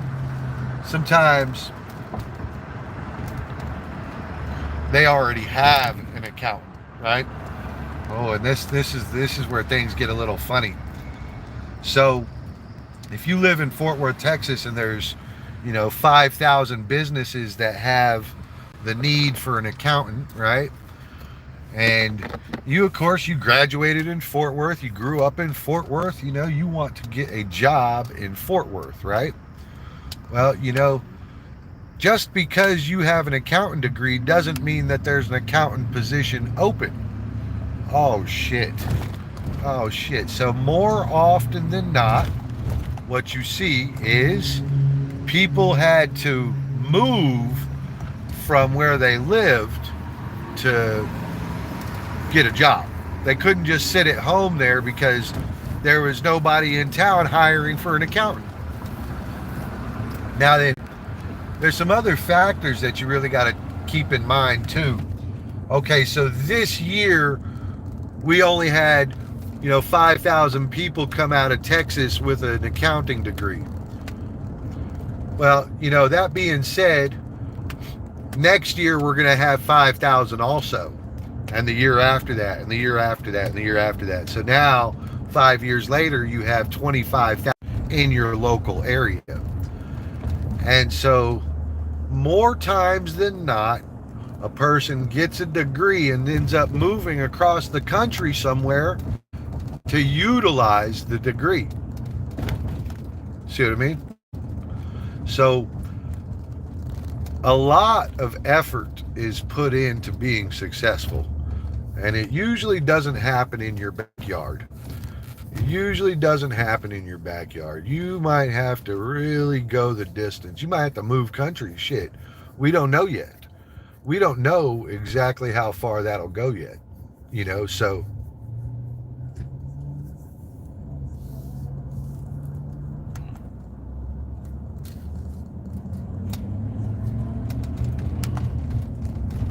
we don't know how far that'll go. So sometimes you might get a business administrator degree, and there might be 50,000 other people with that degree in Texas, but in Alaska there's not. And you might not like the cold weather, but in Alaska you can work. So somewhere in there, Kimmy, is this like really fine line of people that could use their degree somewhere else. Let's argue Dubai. Like, you might have to go to fucking Singapore to get a job, right? But to me, that's what you have to do, right? Like, it's not really optional not to. We know what that option ends at, right? Like, okay, if we don't work, we're going to have X amount of struggle. And so to me, it is wildly important to do two things. Set yourself apart from the crowd and be willing to go further than the crowd.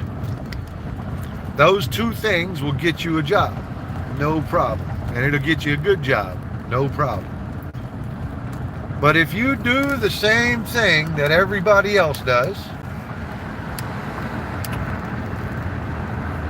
and if you think you shouldn't have to move, you're probably going to be down at Jollibee's. And the income will probably suck, you know? A wild amount of effort is put into being successful. Just an astronomical amount of effort.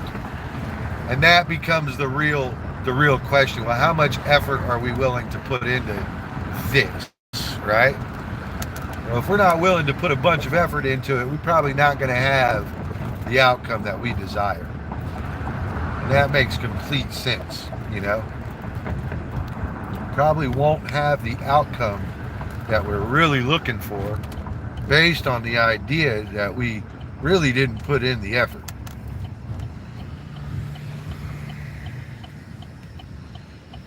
Now, that might be hard to really say from my vantage point in my truck here, but, you know, somewhere in there, we have to have a realistic measure of what was going to happen when we applied for that job. And I think that is extremely missing. I think many people are missing that information. And to me, that's where things go askew, where individuals are wanting to, I don't know, claim their own value versus reality, and what they think should be appropriate, i.e.,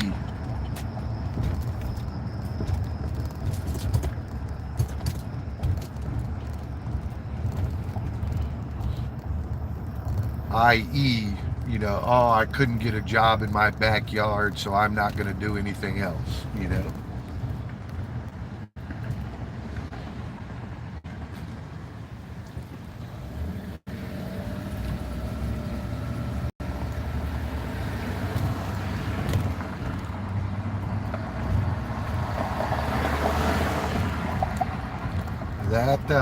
That seems to be the real symptom, just to be honest with you. You know, I even offered it to some of these little Filipinas too. I was like, just go to school, bro. Like, we will get you the $400 that it takes, you know. So I was doing a lot of reading about some of the universities in the Philippines, and some of the minor universities, starting universities, you can get done for about $25K a year. For about $25K. And so to me, 25,000 pesos isn't hard to come up with when you go with the idea that, you know,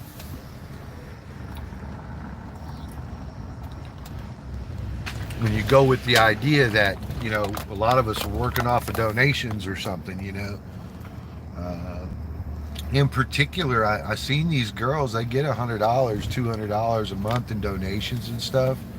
It ain't the most, you know, but $100 is also 5,500 pesos, you know. And if you got that 12 times this year, you know, it only took 4 of those times to pay for school.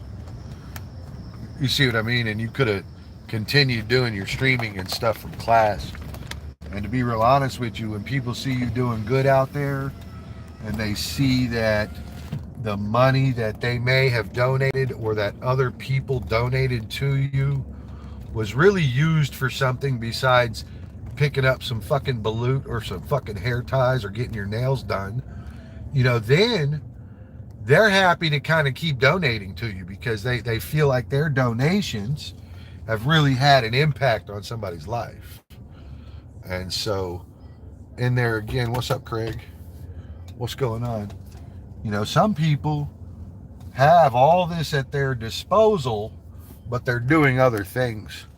Maybe they're hyper focused on their channel instead of, considering the fact that they could have become a fucking lawyer by now because they've been jacking off on the internet for 6 fucking years. Like what the fuck, so I somewhat believe you, but there's a part of me that says, you know, Jesus Christ, what are you fucking doing? And that's the part that people fucking hate about me, bro. They hate that shit about me more than fucking anything. Look at this. I have completely disregarded breakfast. I completely disregarded breakfast. Craig probably knows what I'm talking about. Craig's been around a long time. Him and I, we done been through some shit. And, all I can really say is that if you've tried one thing and it hasn't worked for you, you need to keep going. You need to keep going. You need to stand up and keep going. And and you can't stop. You can't ever take the day off. None of those things, because if you do, you just prolong everything. You just delay your own glory. And why would somebody do that? I mean, delay your own glory. Like, why? Jesus. Oh shit. Oh shit. I hate these covered parking spots because I never have the room to get into my back seat. Sorry, guys. Craig probably has a better way to explain it than I do. Paychecks are everywhere. That's exactly right, bro. And you know somebody that I'm not necessarily talking about, but I probably could be. Shit's irritating, bro. I'm constantly looking around like, well, what are you doing about that? Nothing. Okay, well, fucking stop crying about it then. What the fuck? Maybe that's just me being a horrible person. A lot of people think I'm just a horrible person. I'm like, shit, you must not have had it as hard as I did. You must not have had it as hard as I did, or you wouldn't have that shit to say. It's got to be true, bro. It's got to be true. You must have had it nice and easy, or you wouldn't be like sitting there chilling like that.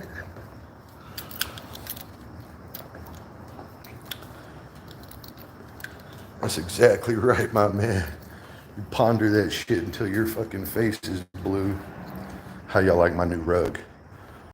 I went from that little square down there, which is now going to be my trash bag catch, to this super sweet rug. How y'all like that shit? That ran me $11. Hell yeah. And so, like what I hear the most of these days, all these kids want the government to go pay for their schooling and shit, pay their tuitions back. They're blaming the government, saying, well, you said if I got an education, I would get a job. And I'm like, they didn't say it wouldn't be at McDonald's, you son of a bitch. Shut up. It's the horrible person in me, bro. Well, I got a business administration degree. Yeah, and why would a business just stick you in there as their administrator? They wouldn't. They wouldn't. They would never do that. They would laugh at you before they did that shit, and they would start you as the cashier. That's how every business works, too, by the way. Just because you're educated doesn't mean that you get to walk in top tier. Even doctors don't have that luxury. Even doctors don't have that luxury. Craig, what you think about my desk aura? All right, what you think about my desk aura, Craig? Desk aura level 6,000, bro. Yeah, hell yeah. I got the chalice of destiny there. the lion claw catch for my brown leather notebook. I've got the gargoyles of time. And I got what used to be flower holders, probably for some old lady at an antique shop, but they've been turned into pin holders, which I think seems to be very classy. By crikey. And I mean, just the general man level of this desk is way up. I mean, it's 5 foot by 8 foot with a metal top on it. April Lynn is here. Hell yeah. Hell yeah.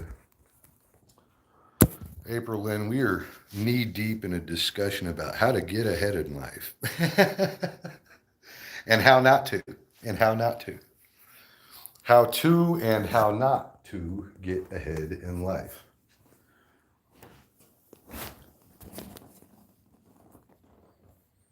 What's up, April Lynn? How are you? I hope you're doing good. I hope you're doing good.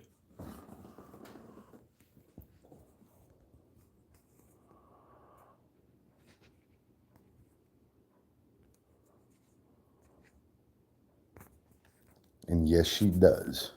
Y'all should make her blush. Everybody should just like throw like 700 compliments on April Lynn. She'll run off on me. But yeah, it's exactly true. So when you rewind some of this, you look back, you say, okay, well, I got the same degree as everybody else. What do I do now to improve my degree, right? And so here is what the brainiacs think. Now you got to keep in mind, this individual spent like 12 years in school, like first grade through 12th grade, right? Then they went out and they got what is commonly referred to as a higher education degree, right? And then they find that, okay, well, I'm not making the money that I need to make. And they say to themselves, what do I do to become more valuable? And so a lot of people say, oh, well, I already have this business administration degree. I am going to get a double master's in my business administration, right? So improving upon the already bullshit education. And I don't mean to disregard it, but what I mean by it is improving on your high school education doesn't mean that it's going to set you apart. And so if you haven't created a specialty, such as you are an orthopedic surgeon of hands, like you only work on people's hands, you don't work on elbows, you don't work on shoulders, you work on hands, right? Well, that person would naturally need to be able to work on feet if he wanted to be able to increase his value, right? And so to me, that's a song, April Lynn. X-Ray Eyes by, what is that, LCD Sound System? LCD Sound System. Yeah, that's them. Yep, I nailed that one. Uh, I have X-Ray Eyes. That's kind of a cool little song too. I like the beat in that song and shit. Yep, it's a song. So a lot of people, they say, okay, well, I got a business administration degree. I'm going to go out and I'm going to get a double master's in it. So that's like having a degree in bubble gum and getting another degree in bubble gum. You see what I mean? Like so people don't often enough do the legwork. And I will use some of these Filipinas as an example. And I watched the Norbert in the Philippines video the other day, and he fucking nailed it, dude.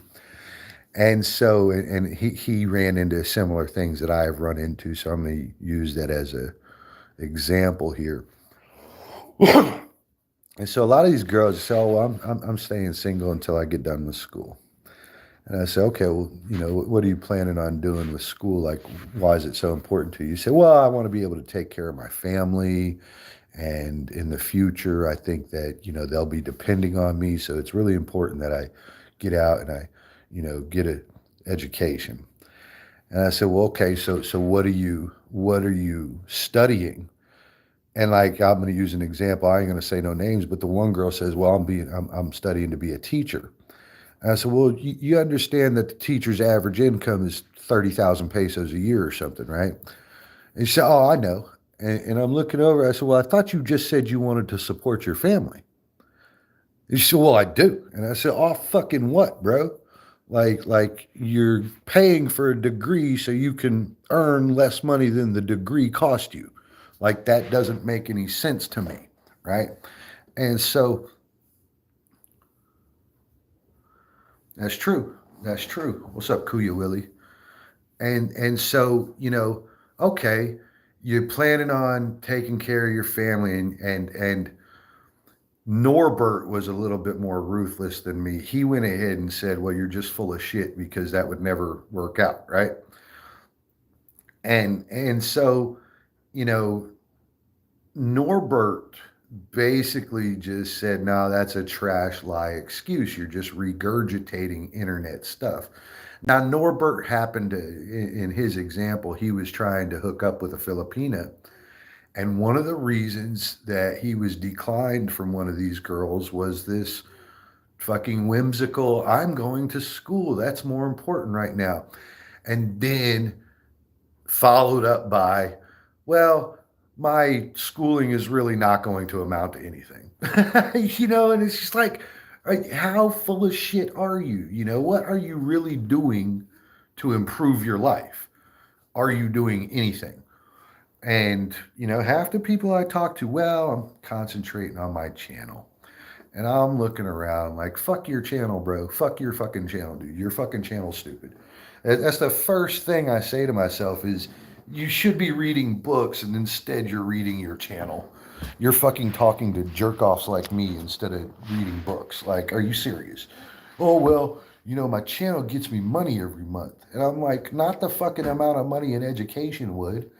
Like, Jesus Christ, like it's too ridiculous sometimes. And I'm sorry, April Lynn. I don't mean nothing. I'm just, we were in the middle of a big conversation about, people getting ahead in life and people's focus. Really, really, April. This all came from discussing focus.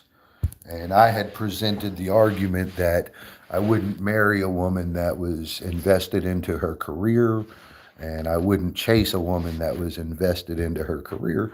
And the reason for that is because I feel like their attention is fractured and it is going in five different directions, work, education, kids, home life, then husband. And what I keep finding there, uh, April Lynn, and maybe you'll recognize this or not, I don't know, but there's only 24 hours in the day. Now, if I sleep 6 hours of that, that's 25%, right? 25% of the day is gone, and all I did was sleep. You got 6 hours of other things. You got a couple hours of self improvement that you need to do just to improve yourself, whether that be working out or reading or whatever it is. You should have that every day in your life. So that's two hours, right? Well, you still got to eat, right? You still got to eat, right? You got to eat 3 meals a day. It's 2 hours, 2 hours of time. So, we went from 6 hours, we added two, then we added two. We're at 10 hours now, and we haven't fucking taken a shower yet. So we have hygiene also. We're going to put aside 2 hours for hygiene just to give it a round number. Men, I know y'all not spending 2 hours, but women are spending more than 2 hours. So it equals us out at 2 fucking hours. So now we're 6 hours invested in sleep. We're 6 hours invested in some extracurricular things that is all personal. Like, April Lynn can't take a shower for me. I have to go take a shower, right? April Lynn can feed the food in my face, but I still have to eat it, right? So I have to do these things. They're all personal to me. And for me to grow, April Lynn can't read a book for me. She cannot work out on my behalf. I actually have to go put out that effort, right? So what we're looking at now is we're at 12 hours. We're at 50% of the day is gone, right? We haven't gone to work yet. We haven't spent any time with our wife or our husband. We have not taken care of our children. And we have not gone to work. So let's argue we go to work. Now, typically, and it's just typical, you put in 8 hours of work, but that's besides your hour-long break right in the middle of it, right? And that's besides your drive time. So you got 30 minutes to drive to work, you get an hour break, then you get 30 minutes home, you got 10 hours there. So if we were at 12 hours before we went to work, and we work a regular day because we're an adult, right? And most of us are 10 hours. So now we're at 22 hours and I have not had sex with my wife. Bam! There's been no fucking connection with the wife. I haven't spoken to my kids. I haven't taken my wife to dinner. So this whole thing where everybody's focused on education and supporting their family. I said, well, how are you going to focus on a husband? How are you going to focus on your children? You girls don't want to know the amount of fucking answers I hear to these questions, all right? Because they would totally floor you. Knowing what I just explained, right? Like there is, yeah. You see, and Craig drives an hour. This dude, Craig, he gone 12 hours a day. All right. So even moreover, he just continues to add to it like, yeah, Bruce, I don't know if your times are right there, bro. That doesn't really seem realistic. Like, honestly, it probably takes me 2 hours to go work out if I'm going to work out. I got to drive over there. I got to get my sets in. I got to push it. I might want to shower before I leave or something. It takes me 2 hours. If I wanted to see my wife, it wouldn't be for 30 minutes. So there's 1 of 10 guy like you, but wow. I don't know how else to say it except that if I am tied up 20 hours a day and you are also tied up 20 hours a day, who the fuck raises my kids?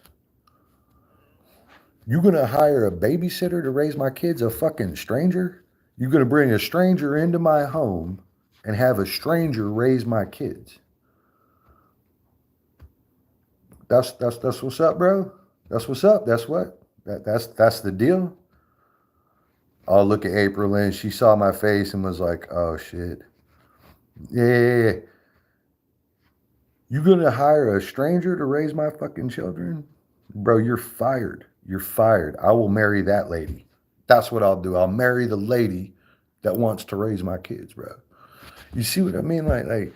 So to me, you hear all this shit out there. Oh, well, I'm staying single. I'm trying to finish school. I've got all these good reasons.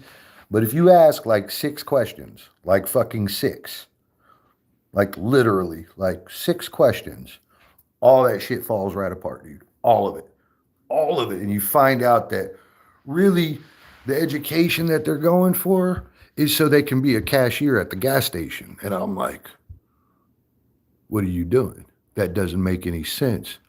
And bitches will sit there till they're blue in the face telling you that this shit makes sense, bro. Till they're blue in the face.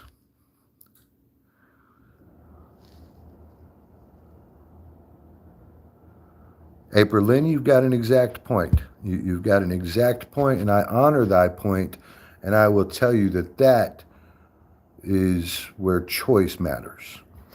So you could choose a partner. Why would you choose one that wasn't capable of the needs, right? And that doesn't mean that you didn't choose one. Sometimes you choose one and all of a sudden, 5 years in, he gets fired or he loses his leg or something. I get that. But I don't think a lot of us are really talking about that. We are kind of more or less discussing other things such as, failure, right? April Lynn, I think you're kind of talking about failure a little bit where you say, okay, well, we only make X amount of money. And so a couple things. one, your husband shouldn't just work and come home. That 2 hours of self investment time I spoke about, if he needs money, he probably shouldn't need working out. You see what I mean? So he can't spend that 2 hours at the gym. He should probably spend the 2 hours trying to find a way to make more money. No, no, you're exactly right. You're exactly right. Hello, Izat. No, no, no, April Lynn, you're exactly right. You know, the family needs X amount of money and it has to be met. Right? And so people got to do what they got to do. But in reality, April Lynn, and I know that you stay home. I know that you take care of the children. And I envy that, by the way. I think that's perfect. I think that's how it should be. Um, but the husband can't just go to work and say he did enough today. Bring his fuck ass over to the camera. All right? Bring the husband over to the camera and let him try to argue this bullshit with me, bro. Let him try to argue that shit with me. Ask Craig, bro. Ain't no sitting down. Ain't no sitting down. And so for every day, you have a mindset of what you want. But women change their mind. Well, that might be true too, bro. That might be true too. But this is my opinion. If your husband are good in all things, as a wife should be good as a wife, and a mother too. But if a man can't, a woman should be ready to be a man. Bro, I tell you what, break out your bicep, girl. Break out your bicep. Let's see it, man. I want to see that thing just like, you know, like. You're right. And some situations call for that, where maybe the husband's been injured, got laid off, you know, 1,000 things where maybe the counterpart does have to step up. But I submit to you that that's kind of an unrealistic scenario. See, so before you marry the man, you probably know if he's investing in himself to do better. But my mother-in-law was a peach. And so before you marry an individual, you can probably kind of tell what his real game plan is, what his day is like, and if he intends to be doing better in life. And so that 2 hours a day has got to be afforded to him. And, you know, if he works 12 hours a day, that means he still has to add 2 more at the end of the day. And whether that be self-education or going to, sometimes fail. Maybe if that be self-education or night classes, this is a manner in which you impact your financial standings and thereby making sure your wife is taken care of and all that. And so today, April Lynn, today, you know, if he's not doing those things, it doesn't mean he can't be told to. I'm just saying, you got some power, don't you? You got the power to tell that man he needs to go to fucking class or something. La la la la la la. Yes, you have the power. You do. You must wield your power. Yes, you must use your power. Go in there and convince him that when he gets off work, he should be doing something towards trying to become a doctor or a lawyer. Use your special powers to convince him of that. And if he won't be convinced, you let him know, then you're going to have to do that. And then the real conversation will take place, and all of a sudden it'll all fucking line up for him, and he'll say, I got to go be a man. I think. I don't know. Things is a little different in the Philippines. I keep hearing things like these girls, they tell me they're single because their dude said that they didn't make enough money. And I'm like, what? What do you mean their dude said you didn't make enough money? What happened to him making money? And they're like, nah, bro. Dudes don't do that here. And I'm like, what the fuck did you sleep with him for? Like, what? What, bro? I mean, it's kind of crazy. It's a little crazy. It's got some craziness to it. I can't entirely say that it isn't a little crazy. April Lynn, I think you happen to have a good foundation though, and I think you could probably easily walk in that bedroom and say, "Guess what you're gonna do tomorrow, husband?" And he's gonna say, "What, dude?" And you can be like, "Tomorrow's the start of our new life, husband, or you're not getting any ass ever again." If you just tell him like that, he gonna go out tomorrow. He gonna try. He gonna go tomorrow and try. Yeah. Guess what, buddy? You're not getting any ass until you are stepping up.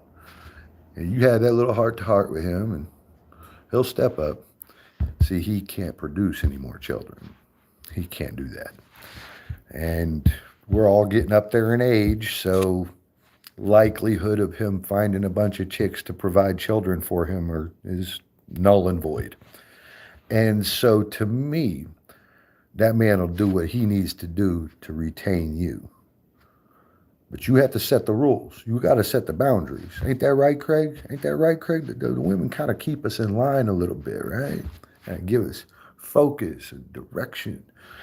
And so, like, to me,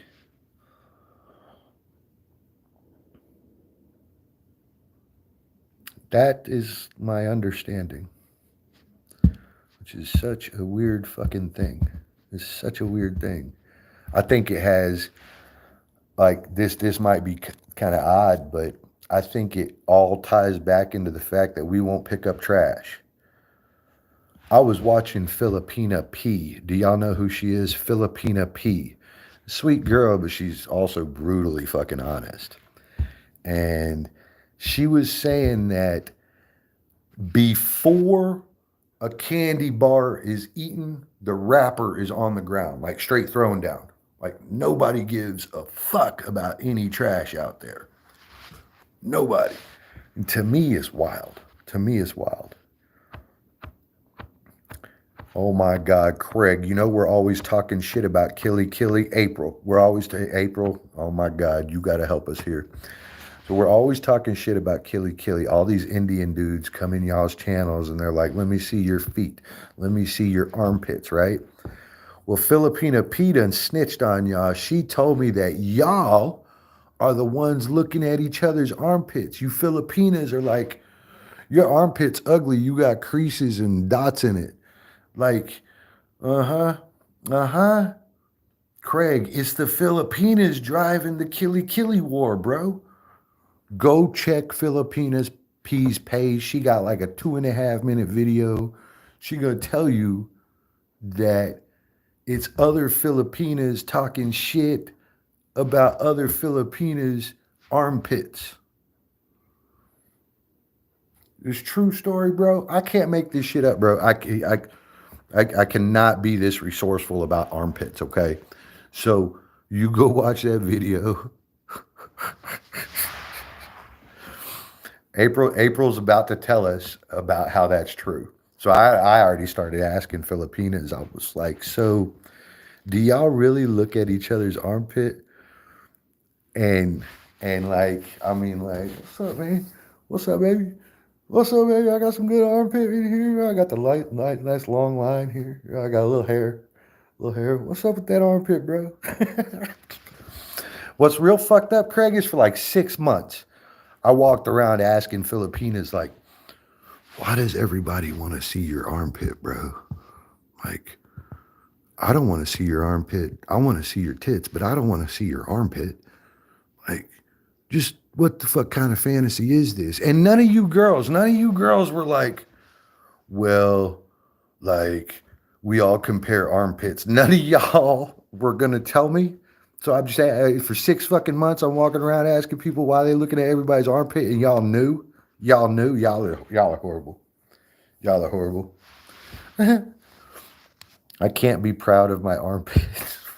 What? This is fucking crazy. It's an armpit, bro. Well, you got like a little dick growing out of it or something. You like jump out at you, might squirt you or something, bro. Come on, man. Oh. You got it? Like, oh my God, it's a monster.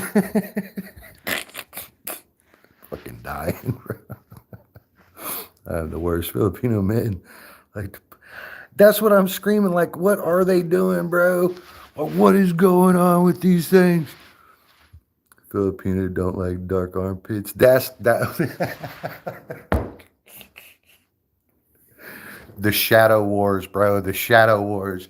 That's what the dude in the other channel says. He's like, yeah, they don't like that shadow. And I was like, what, dude? What are you talking about? And then the girl backed him up and was like, yeah, we get the bleach soap. And I was like, what, bro? Yeah, the bleach soap. April Lynn, you got some bleach soap, yo? Tell me the truth, bro. I ain't gonna make fun of you outside of here. All right. I'll leave it all right here, okay? That's the best that I'm gonna guarantee you is that I'll leave it in this session. Bleach soap. Bleach for making your darkness lighter. Somebody type it. Bleach soap. BLEACH. Yeah, well, some of them other girls do, bro. They worried about the darkness.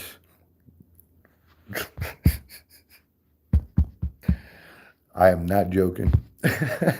This happened just yesterday. Just yesterday. With, one of you very pretty Filipinas, too. And I was just asking questions. I told her exactly what I told you guys. Like, I watched this video, and they snitched on y'all. Where do you get your bleach soap? I'm worried, but I can't help it. I'm black. This is why I like April Lynn. She's cool, dude. She's cool. Like, come over the dark side of the forest. I mean, hey, dude, I love the dark skin. I don't know why anybody wants white ass skin anyway. You know we burn and shit, right? Like, what the fuck? I got enough pigment in my skin, but some people, they just stay white and all they do is burn. They don't get suntan. They just burn. Anybody with red hair is pretty much going to be like that. Well, maybe not. I never seen like a tan person with red hair. Why I ain't never seen that? If it's real, why haven't I ever seen that? All right. I don't need to change. I have a husband already. And he likes my color. That's right. That's right. We all like your color, actually. Blackie. New nickname in April's channel is Blackie. When I go up in there, I'm like, what's up, Blackie? And then I'm going to roll out, bro. I'm afraid I get burned on the bleach soap. I didn't know that there was a such thing as bleach soap, bro. This is like, I'm 43. I found this out yesterday and was like, what do you mean bleach soap? You mean like soap that bleaches you? And they were like, yeah. And I was like, what?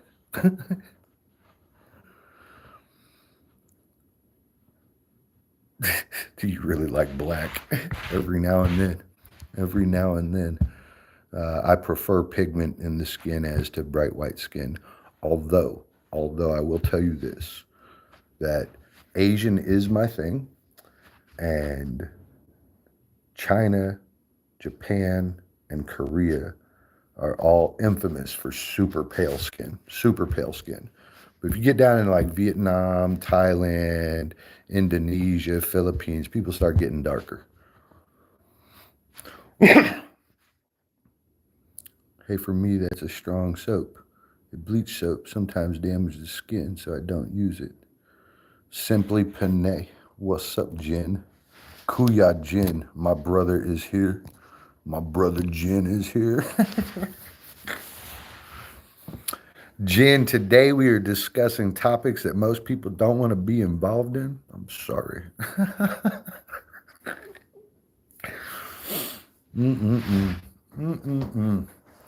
Yes, we are covering a great deal of information today.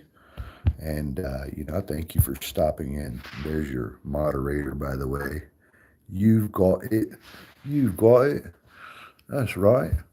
What are you doing, Jen? I don't see you like outside of your channel, bro. Like you running a stray today. and took the leash off you, and you're like running around, wild lady. Okay, okay. Have y'all hooked up with Jen? He says, hello, ma. She says, here, look, I'm going to put that right there. Bam. Visitor of the day is Jen. Hello. Send me $4, please. You don't care what color their armpits are? Jen, do you use the bleach soap? I want to know. I want to know the truth. Do you use the bleach soap? Answer. Answer. Put the answer right there. Do you use the bleach? Oh, I'm so horrible. I can't make it through my day as a reasonable adult. All right, I can't do it. I've been trying and trying. Even I look back at pictures of my father and I say, man, he was 43 then, and then I realize I'm like the furthest thing from a fucking adult still.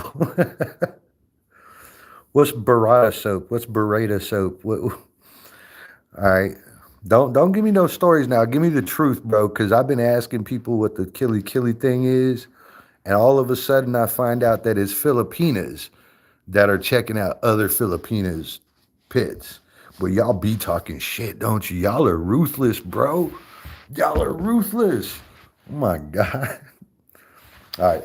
Hold on, Panay. Hold on, Jen. Do I have a nice killy, Jen? Do I have a nice killy? Come on. What you think? You want me to get the light shined on it, bro? I got muscles and everything in there. What you think about this killy, bro? Ah, shit cracks me up. Bruce, I'm 60, but I'm 21 in my head. Let me see your killy, bro. From now on, I'm like the killy king. When I go in your channel, I'm going to ask everybody to send a picture of their killy. Like post it on your page. Can't believe this. Wow. So you don't like that? You like that? I think that I am going to go on like a feet and armpit picture campaign where I'm going to post my feet and my armpits. And I'm going to see if I can like capture a Filipina with that. She's going to be like, you have such nice armpits. I'm going to be like, you should see the balls, bro. I cannot believe y'all. I'll draw a face on my...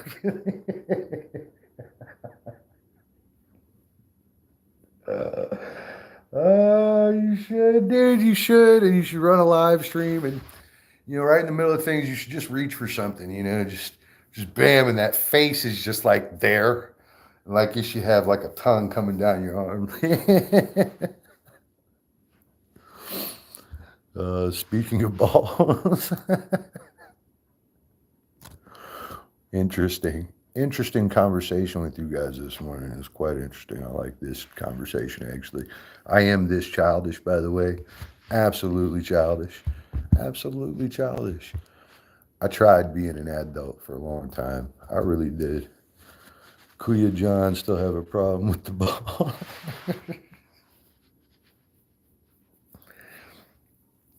Men have different type problems. All right. Let me illustrate an issue for you. All right. So, the chair looks normal, right? It doesn't look like the chair could actually like hurt you, right?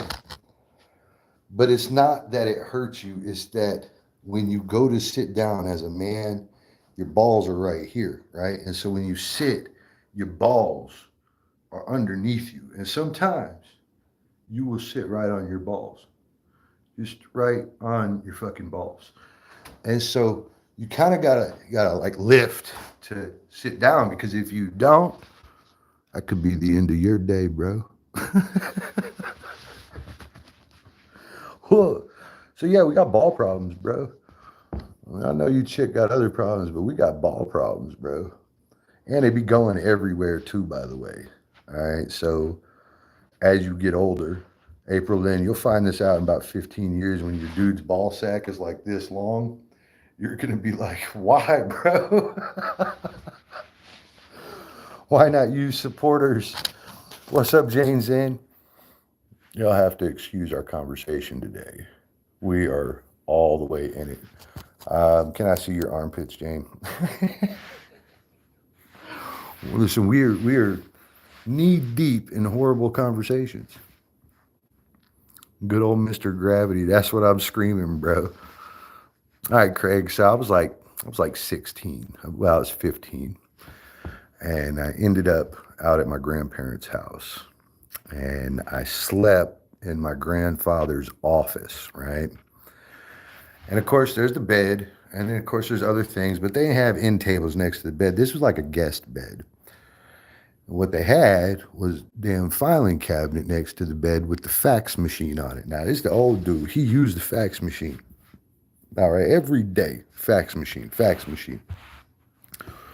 Well, that old man would come in there, and the fax machine, if I was sleeping, the fax machine was like right there. It's like a foot from me.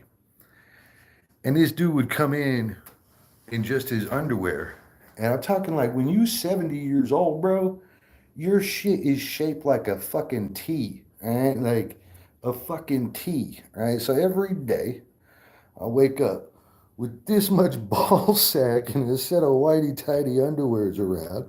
And I'm like, can you fucking stop, Grandpa?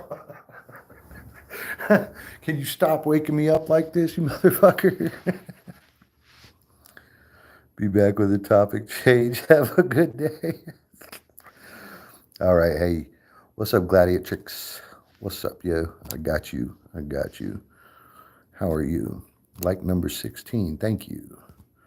We are having horrible conversations this morning. We're talking about everything from education to armpits and balls. Okay. Okay. I'm sorry that you walked in on this.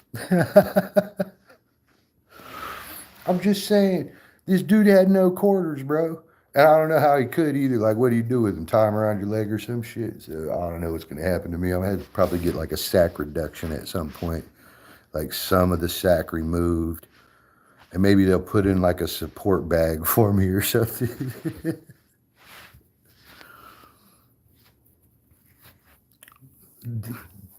Yeah, did you sell one of them, bro? Did you get some grip for that? I want to sell one of mine. I was told I only need one of them to get the job done. So I figure I could like sell the other one for some cash, like, I don't know, 20 grand. I'll give you one ball. One ball. 20 grand. That's a good deal, bro. You got to pay all the other expenses. I want 20 cash, bro. 20 cash, like all of it. Like taxes not out of the 20. That's after taxes, all right? 20. I'll give you one ball for sure. Not the right one. The right one's bigger. I don't know what his problem is, but he's like this and the other one's like this, bro. He's the dangler. The right one. I'm keeping it. I'm keeping it. You didn't read my earlier comments about my illness. My bad. My bad. Let me scroll way up.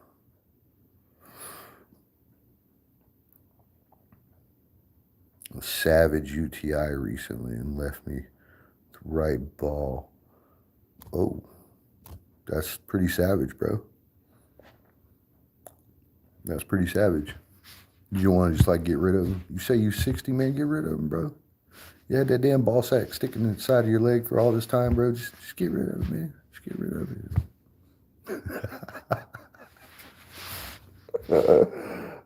Just get rid of it, bro. It's all good, man. Be manly as fuck, bro. Just cut that thing off, man. That's got to be horrible, man. That is some sort of savage ass UTI, by the way. That's savage, bro. What were you in? How did you get that? I don't want to know. I actually don't want to know. I would prefer to speculate, actually. I would prefer to speculate. 8 people in the house. What's up, people? Who is my 8? Jane, I see you there. Hello, Jane. Hello, Jane. What time is it, too, by the way? It says I got 2 hours and 49 minutes on the stream today. Isn't that something?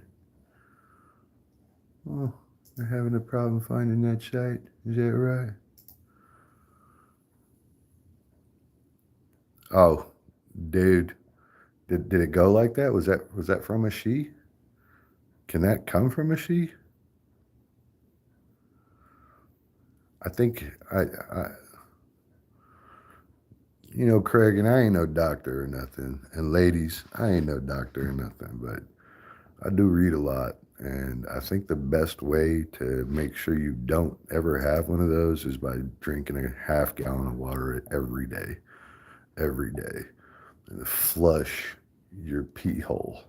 Your pee hole should be regularly flushed. And I think that's the only way you can really get rid of a UTI is by flushing your urinary tract. And so, in my opinion, if you stay hydrated, you should be able to avoid some of that unless it's like really fucking like cantankerous and shit. And then you should know where it came from. And this dude Blackwood, he's like, I got it from nowhere. Bro, you could tell us, man, it's okay, bro. When I'm 60, I'll be hiring some bitches to come take care of me too, bro. Hell yeah, and I mean take care of me.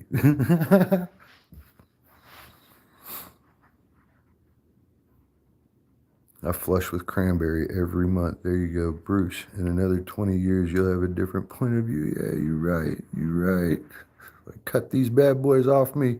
I don't need them no more. That shit's funny. This dude Seth. He done sent me an invoice, and I ain't paying it. I ain't paying him.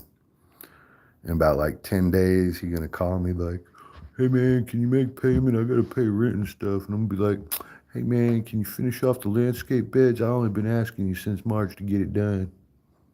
That's gonna be my response. That fool's gonna get fucking mad. I can tell you this right now. He's gonna get mad, and he better learn how to fucking cope, because I ain't writing this money until this shit's done. That's how I've decided to handle it. I am not cutting a check until this shit is done, homie. And he done sent out the bill. He did that shit on time, but he won't get my work done. He ain't gonna get paid, bro. He ain't gonna get paid. My balls can be repaired with a little surgery. What you gonna do with them? Bro, you done told me you was 60. That means like a kid would be like 80 if you had him today. You would be like 80 when the kid was like trying to get a job and go to college and shit. Maybe you're going to be one of them 100-year-old men. What do you think? No work, no pay. That is very true. That is very true. No work, no pay. Ooh. I still desire women. Well, okay. But that doesn't come from your balls, bro. You don't need those to desire women, bro.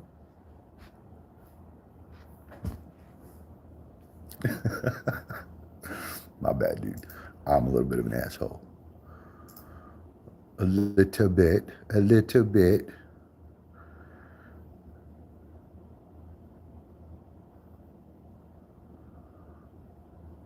Oh, you ready to see this? Bro, you girls ain't ready for this. The internet is taking a dump on you girls.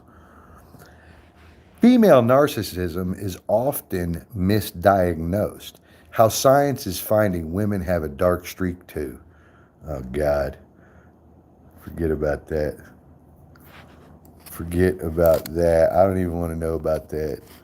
That lady looks like she has all the darkness inside her. She is a fucking evil bitch. Look at her. She looks fucking evil. The whole hand thing there. La. That's evil. She's a hag.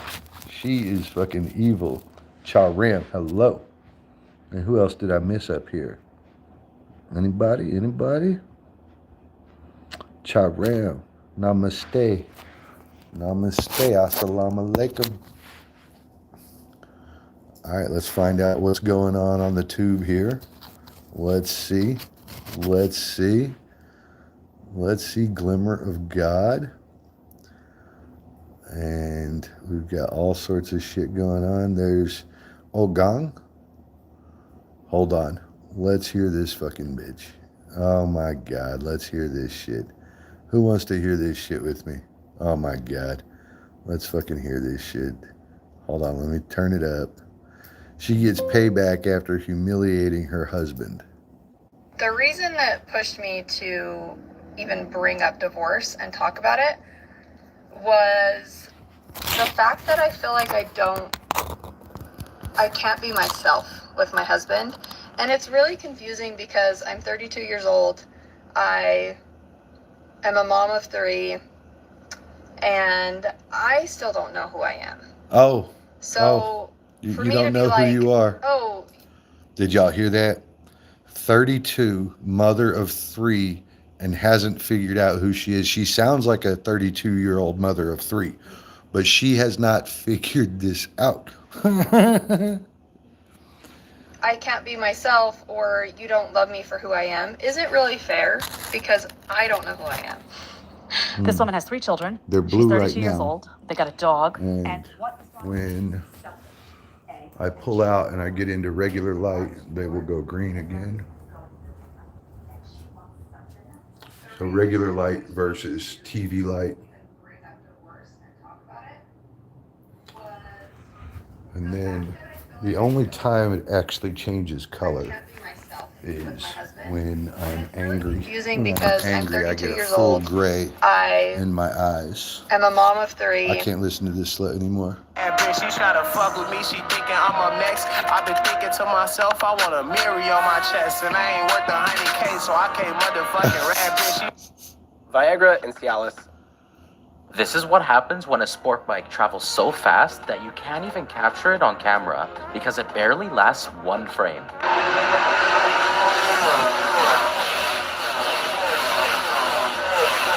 Wow. Look at that.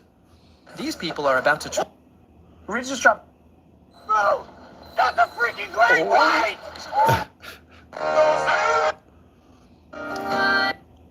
Look, can this guy really squeeze his whole body through a badminton racket? He brings out a racket and first slips his hands and legs through it. But when it's time for his head, everyone thinks, that's it, he's stuck. Still, after a lot of effort and crazy moves, he somehow manages to pull his entire body through the racket. So tell me, what would you call this level of flexibility?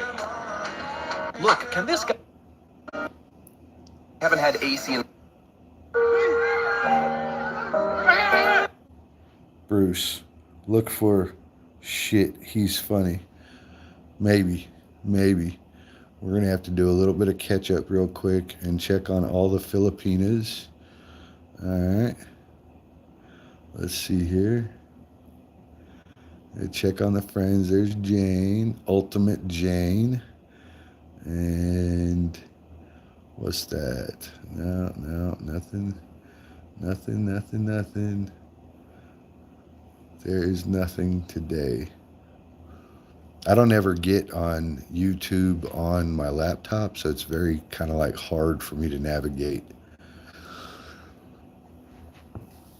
Hard. No shit, it's shit. Everybody in the States is going crazy because their food stamps have been cut and all this shit's happening. And we done brought in the National Guard and shit, bro. And I'm looking around, I'm like, you know why I remain unaffected by any of this? Because I just pay my own way. I just pay my own way. Hello, Ogang. What you got there? When this guy was seen watering the ocean, everyone thought he had gone crazy, but he wasn't just wasting water. He was actually doing something real. Shut up, dude. Did you know that you can get a Texas LL? This student decided to make a small paper pond during his lunch break. First, tell me what should I do with this? You will be stunned to see the feats of the Chinese. Trump is a real spectacle. I happen to think Trump's the best thing that's happened in my lifetime. The best thing that's happened to the United States in my lifetime. Dish in the entire restaurant. And I am not joking. I am not joking at all.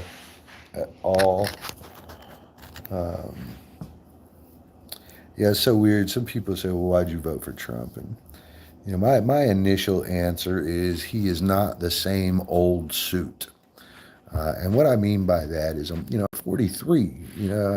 I've been through a number of elections, and all of these people, they got up on that stage and they told me that they were going to fix the education system.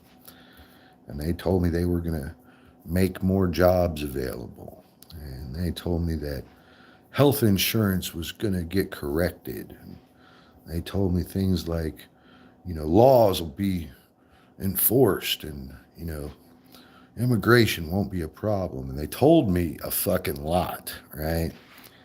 And now I'm sitting here, I'm fucking 43.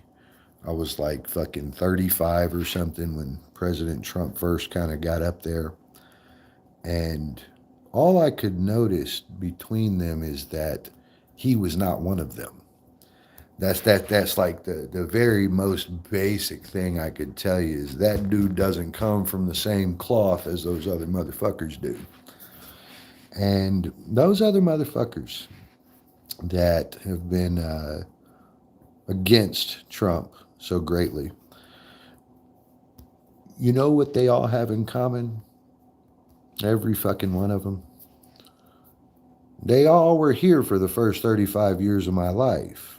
They were in their offices and they were doing whatever it is that they do. And the schools didn't get fixed. And the jobs that they created were fucking $5 an hour jobs at Subway. And the laws weren't exactly taken into account because some people got a little break because of skin color.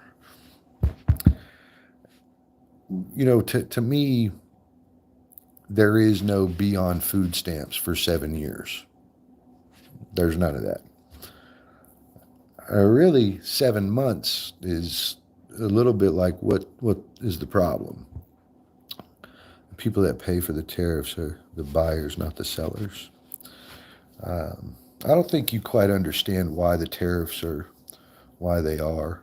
And maybe you do, and maybe I'm spoken too much there, and I apologize if I have, but the tariffs originally were in place in everybody else's favor because all the other countries suck. And if France didn't suck so bad, we wouldn't buy medicine from them, given we can just buy it from fucking Canada. So I wouldn't ship this stuff across an ocean just for the fun of it. They do it because if we pull out of France and we pull that medical market, France will fail. So most of the tariffs and stuff were put in place to benefit those countries. They weren't put in place to benefit us. They were put in place to create a world umbrella where we could try to make sure that other countries stay afloat and that they don't hit their economic walls. You hit an economic wall and your neighbor might as well take over. So a lot of the tariffs that we discussed today, it is half-ass information that's provided to you. And so really what happened was China was failing. So everybody started ordering products from them because they lowered the price points. Well, after everybody started ordering products from them, they basically realized they unified the market and that there was no buying products from France. So China can increase the rates. The rates go up, you and me pay more, and all of a sudden our $2 fucking pizza cutter turns into a $7 pizza cutter, and it's the same fucking item. And the labor on it was no different, given it came from a Chinese slave. So the only thing that could have happened here was shipping. And if you're the fucking country, then you can probably have some outcome in what your shipping costs are. So these tariffs that everybody's kind of back talking and kind of saying, oh, the tariffs. Well, we were getting tariffed to death by everybody because their countries needed to survive. I submit to you, I cannot help you until I am healthy. So the country cannot be of any assistance as a poor, broken country. And so we cannot defend the world and do any of those things. Trump hit Canada with tariffs, so Canada banned American alcohol. Now Canada gets supplied from Australia. That's good. That's good. Canada fucking sucks. And You know, I gotta tell you, I've been on 6 continents, bro. I've been to some places, man, and I walked through some of the worst fucking places you've ever seen in your life, and I've been to some of the nicest places too. But all through Italy, all through Germany, all through fucking Europe, France, England, Britain, fucking all these people are living check to check, bro. And their economies have already hit the walls. Here's an example for Canada. They had 147,000 people walk out of their emergency room at this is like one fucking main hospital a couple of, I don't know, last year. And what they're saying there is, hey, yeah, you might have free health care, but you might be waiting in the ER for 2 days to get seen. You see how that works. So the ways in which these things are paid for are usually via tariffs and things like that. The UK is screwed. Kush B up KP. What's up, bro? Last time I said it, you were like, you couldn't be just like KB. What's up, Kush? How's it going?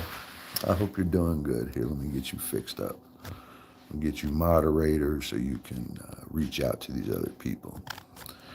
And so this tariff thing, it's okay because, in my opinion, not only have we been shelling out for the last 20 years, but we shouldn't have been.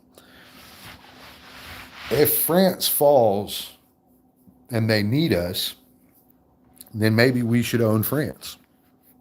You know, if Canada falls, you know, it's not going to be because we fucking bombed your asses. It's because you suck. And something I'd like to point out is none of these countries protect themselves. None of these countries protect themselves. Have you ever considered what if, like, fucking Russia wanted to bomb Canada? Guess what? It'd be a fucking bunch of dead Canucks, bro. A bunch of dead Canucks because they wouldn't be able to deal with Russia. Mexico hasn't been in a war in 177 fucking years. What, bro? Like, what are they going to defend? Their fucking tacos, bro? No, they haven't been in a war. Hello, Leah P. Hello, April Lynn. They hadn't been in a war in 177 years. They can't protect themselves. They have no experience in battle. They have no strategic weaponry. They basically have no ability to protect themselves. So who protects them? If China wants to invade Mexico, we do. If China wants to invade Germany, who protects them? We do. Italy, we protect them. France, the UK, the whole fucking side of the world that we ain't on, guess who protects them? We do. These tariffs, they're like a fucking pin drop of fucking nothing as to what we send out. So, you know, we help half the world.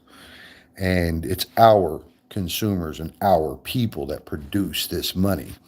And so that being said, I got no problem with tariffs, bro. None at all. As a matter of fact, if you want to sell your goods in my country, you should make it a lot fucking more affordable for me.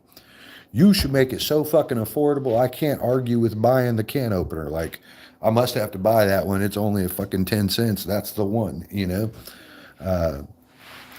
The other countries, you got this other stuff that was widely frowned upon, so I'll use it as an example, like the climate accord, right? When the Twin Towers fell, who helped protect the USA? Nobody. And if you think somebody else did, why don't you tell me who you think? Who the fuck do you think flew over here and helped us? Who? What are you talking about? You should rewind that. Nobody fucking came. Nobody.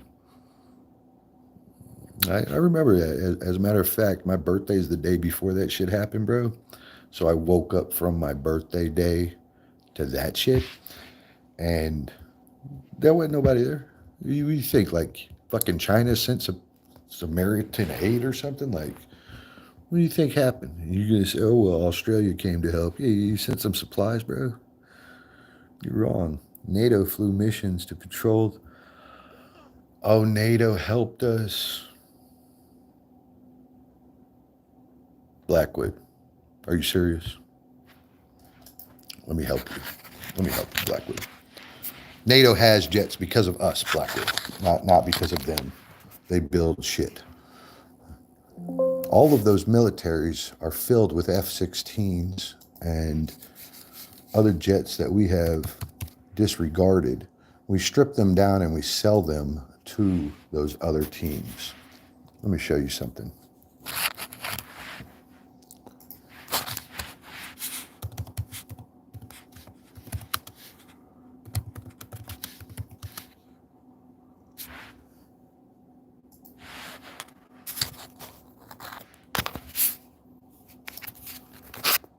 Here's a list of military forces by country. All right. And so the American military is so far in front of everything that even its individual lands higher. Look, the United States Army is right here, and it's ranked better than all these other countries. Korea, Afghanistan, Nepal, and that's just our Army. We're not talking about, the Navy and the Air Force included. And at the time of that, and sure, they might have came over and helped, but they build what, dude? What jet do they build? What jet do they build? What jet?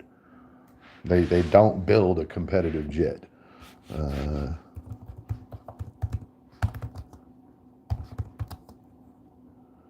Jet fighters by country. U.S., China, Russia are major players in the Purdue fighter jet technology. The U.S. leads with its advanced stealth fighters like F-22 and F-35 as well. China and Russia are rapidly developing their own fifth-generation craft, such as the J-20 and Su-57, respectively.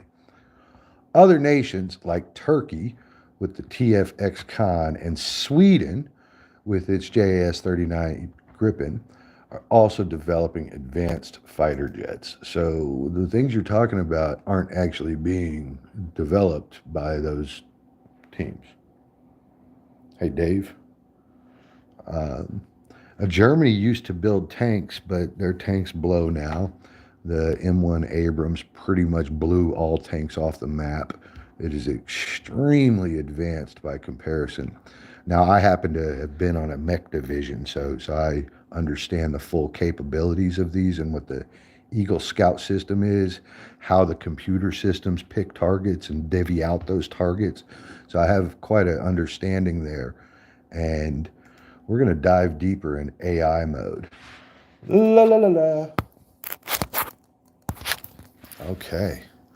F-15 Strike Eagle, F-18, oh my God, the United States, F-22, F-35, F-15, F-18, F-16.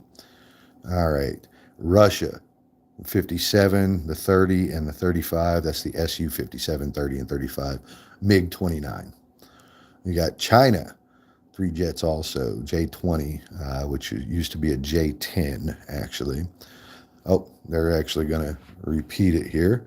J-35, FC-31, and the J-10, which the J-10 was really fucking cool. I've seen that thing do a fucking aerial like a fucking tumble. I've seen it go nose first like this and do a fucking front flip, dude. Those things are fucking epic. They've got little wings on the front of their jet that super control them. A little crazy. So other notable countries. Sweden with the Gripen, UK, Germany, Italy, Spain with the Eurofighter or the Typhoon. These are homosexual jets. Turkey, they've got a stealthy twin-engine, 5th generation under development, and it's going to be aimed at replacing the F-16s, and of course our country is well beyond them. South Korea, 4.5 generation fighter with plans for 5th generation enhancement program. They're nowhere near us. India, domestically produced light multi-role fighter. It's only used there. They don't leave their country with it. Japan, you got the F2 and the FX. The F2 is derived from an F-16, again, one of our jets that we strip down and provide to them, while the FX is a future 6th gen fighter. And notice that's the only one that's talked about a 6th gen fighter. They actually have to make that large of a jump just to stay competitive. And air superiority is the absolute. So if you own the air, everything else falls. And so, what's up, Gus? I see you there, Gus. And let's see if we can get something a little bit better here. And chart of military strength over last 20 years. I'm sure the UN got involved because, you know, how else do you fucking like try to prove that you're like part of something? How has material changed? It's military enlistment. Well, I hate to take this from YouTube, but I can, I suppose. Do you know what's really fun? Making a website on Wix. These Hey, fucking we're how guys. ridiculous. Three.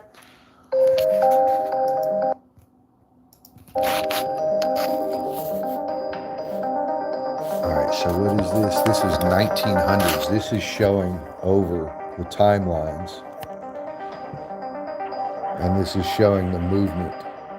So Russia was like psycho back then. And the United States was still down here in 1900. And Russia's still growing with 1.5 million in service. Germany right behind that. France popped up. UK popped up. Austria popped up. Italy went hard. And this was when all of those countries were warring back then, 1914, World War I.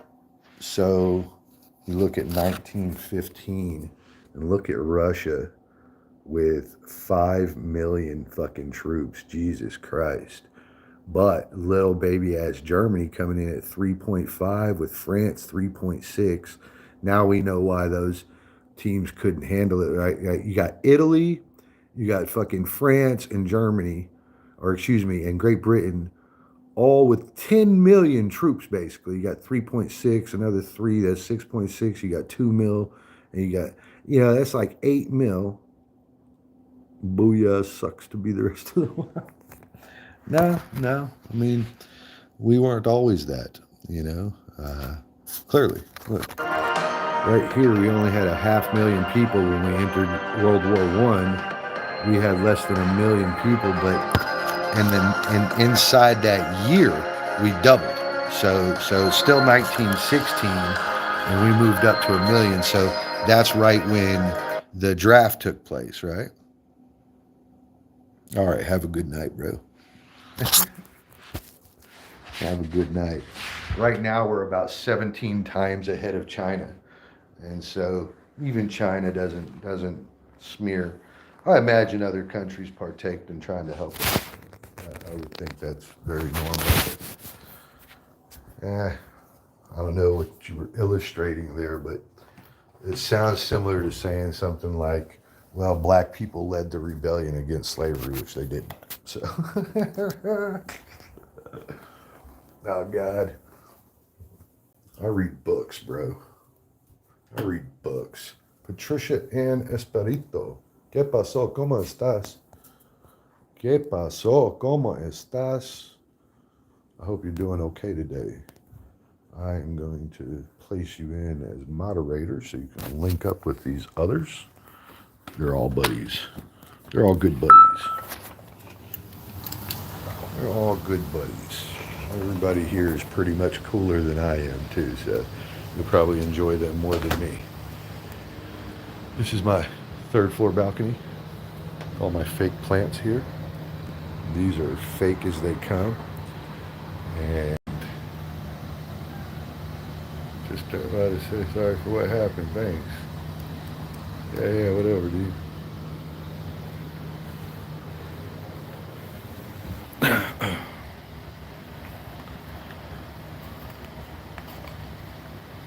Oh, you will vouch for Patricia? Oh, good. Well, hello, Patricia. Esfarito. Is that Espanol? Yeah, of course. All right, Craig, have a good time. Have a good time. I'm going to chill right here. What time is it? It's 7:24. Now, here in a few minutes, I'm going to get off here. go mess with the boss.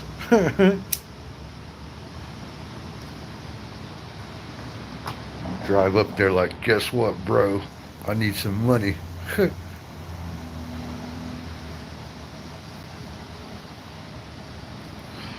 Patricia, where from? I can't see you from here. Like, I can't click on that.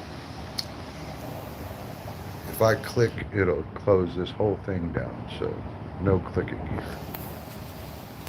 I'm Bruce. And I don't like actually being inside. I prefer being outside. So, this is where we're at. See my sweet ass fence right here? Cebu City? Como está acá? This thing is freestanding. It's literally got hundreds of pounds of weight on top of it. It's freestanding and it will not rock or anything like that. It's not connected. It's not connected. There's nothing. I got a railing in front of it, but then I put the corrugated plastic up. It blocks all the sun from coming in here. And then I got the drapery thing that I pull across the whole length of the bar there. I put 2 fans out here. They're fake. They're fake. But I picked all of them. How you like that? I picked all that shit. Even I got those yesterday. They was only $2.99 each. That little white and black one there, it was $2.99 each. I bought 2 of them.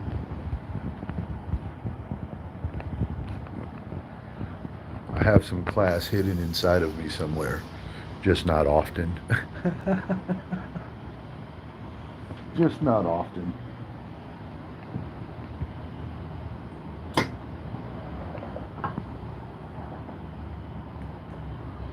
Cebu City, Philippines. I think I know like 3 or 4 of y'all from there.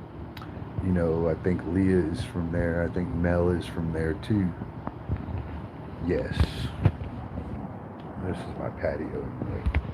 My apartment is in there. When I get done on the patio, I'll take you for a tour of the apartment. I live in the hospital district, so there's the hospital out there. It's Texas Health. And all of these little buildings are versions of medical. So some sort of doctor's offices, all of them. We got a grocery store right over there, which you can't really see.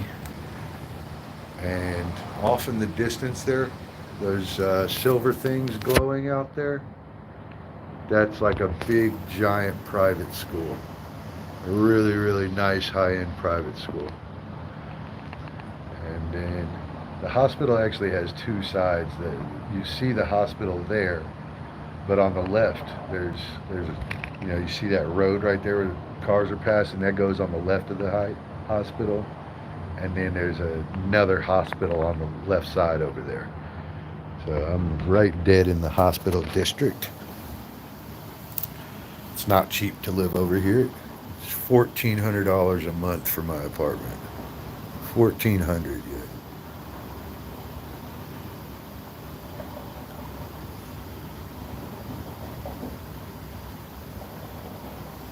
And guess what? There ain't no brakes. There ain't no brakes, bro. There ain't no brakes. Alright, so I tell you what, people, I'm going to get to it. I'm going to go jack with my boss and see if I could get him to write me like 60 grand in checks. I doubt that he will, but I'm going to go check it out anyway. And $1,400? Yes, $1,400. Multiply that times 57 and find out how much PHP that is, because it's not a little, it's a lot, bro. Yeah, it's like something like 80,000 PHP a month or some shit. I don't know. 1,400 times 57, whatever that comes out to be. It's not a small amount. Actually, I can't stand it. I really like it, but I don't need all this, so I don't think I'm going to do that. I think what's going to happen is I'm just going to go back to living in some junky ass apartments because I prefer money. I prefer money. Straight up, that's the deal. I prefer money. But hey, let me give you this tour. I do like my place. I do like my place. And so I got a double curtain system. So I got a curtain there, but I also have one here. There's a blackout, so it turns it really dark in here, huh? Let me see what's wrong with this zoom here. And I'll get some lights turned on so you can see some stuff. This is the kitchen. And I got a washer and dryer back there. This is the living room. I'm childish, so I just turned my sofa out. I'm the only one here, so I don't give a shit. This is my office. Office and living room all in one. 1,400 times 57, 78,400. Seems right. Seems correct.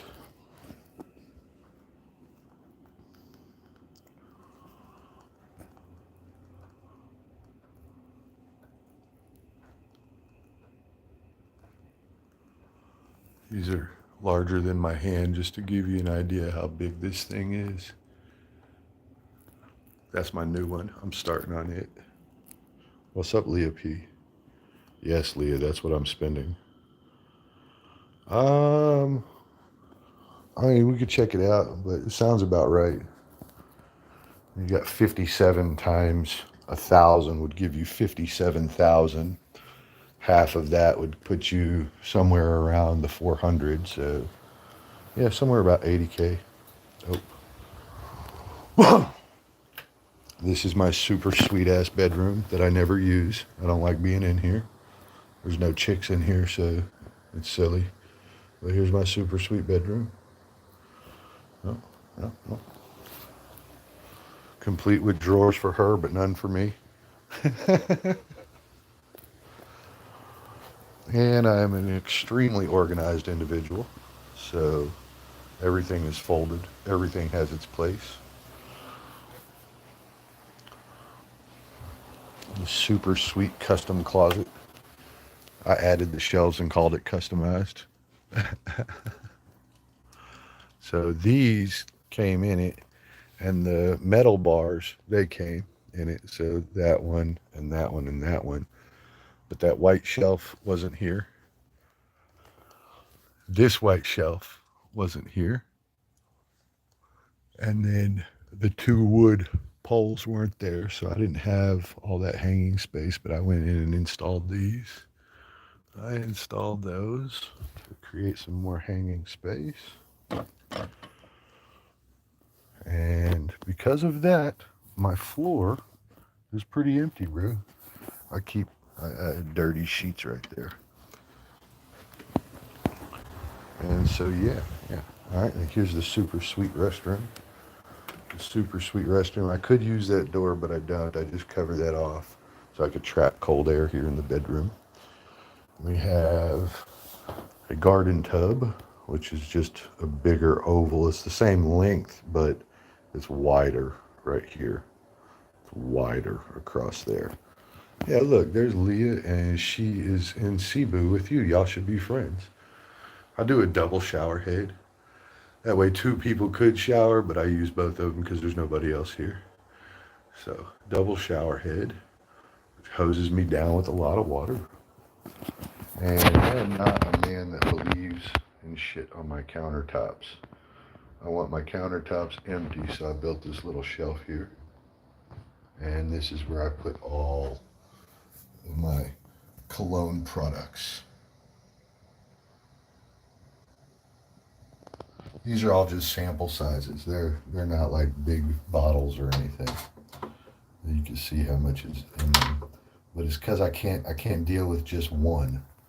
Like I can't just have like one spray for all my days. I gotta have more than one. And yes, the shower is amazing, by the way. It is amazing when you're getting double hosed down. Yes, but men call them cologne. And there's Bruce, the real, all the way, Bruce Wayne. That's right. I got a little shoe closet. but this thing kind of doubles as my shoe and coat rack. So in the wintertime, I'll have coats out, but right now I have shoes out. I got a Nike problem. I got a Nike problem. Yes, Nikes. I got a Nike problem, bro. Like a Nike hang up. Yes, sir. Yes, sir. This is where I keep all my keys and my weapons of mass destruction. Yes, yes. The place is kind of legit. It's kind of legit. This is where I keep one of the peacemakers. That thing creates a lot of peace. That black thing back there keeps the peace. Yes, Nike Air, mine. So anytime I am getting a knock at that door that shouldn't be there, that thing goes with me. And I'm like, hi, how are you? And I act all super cool with a big fucking cannon on the other side of the door. Like, hi, how are you today? What are you doing here? Should I fucking shoot you now? Where's the wife? That's a fantastic question. She resides in Imagination Nation. Imagination Nation. The wife has completely skipped me. I have no idea where she is. There is no wife, and there has never been a wife, and there are no children. And for whatever reason, I'm good with it. I don't even complain. I just say, fuck it. I am not interested in talking to these chicks anyway. I got work to do. I got work to do. Well, it makes you guys think I have time to do with y'all. All right, but here's the real cool thing. Check this out. Check this out. Oh, yeah. Oh, yes. So I'm going to get me a second lamp over here. Now, I bought that one at an antique shop. I can't fucking find another one to save my life. Here, take a screenshot. You try to find one for me. Go ahead. Go ahead. I done Googled it. I done AI searched it. I did everything. So here you go. There it is. If you can kindly find me one of those, that would be fantastic. That would be fantastic. This has got like some sort of plastic type top on it. It's not glass. And this is a wood base. So now you know kind of like the features of it. It is roughly 28 inches in height. And I put a flame bulb in it. And I was trying to find another one. I went and hit all the fucking antique shops around town and I couldn't find one. So I'm going to have to get like a green Tiffany lamp to sit on top of that column so I can put a flame in it so it can be matching. Yes. And then I will just have it like this at all times. This is how much light I keep. So I put a light inside that cabinetry there too. So you'll see it's like a big hole in the corner there. So I stuck a light up in there. That's what creates that. Is that smoking light char? What do you mean? What is smoking light char? You mean the candle? It's a candle.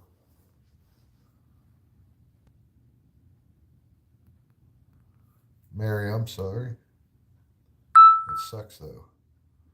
That might account for why I had no visitors today. I only had like 10 people show up.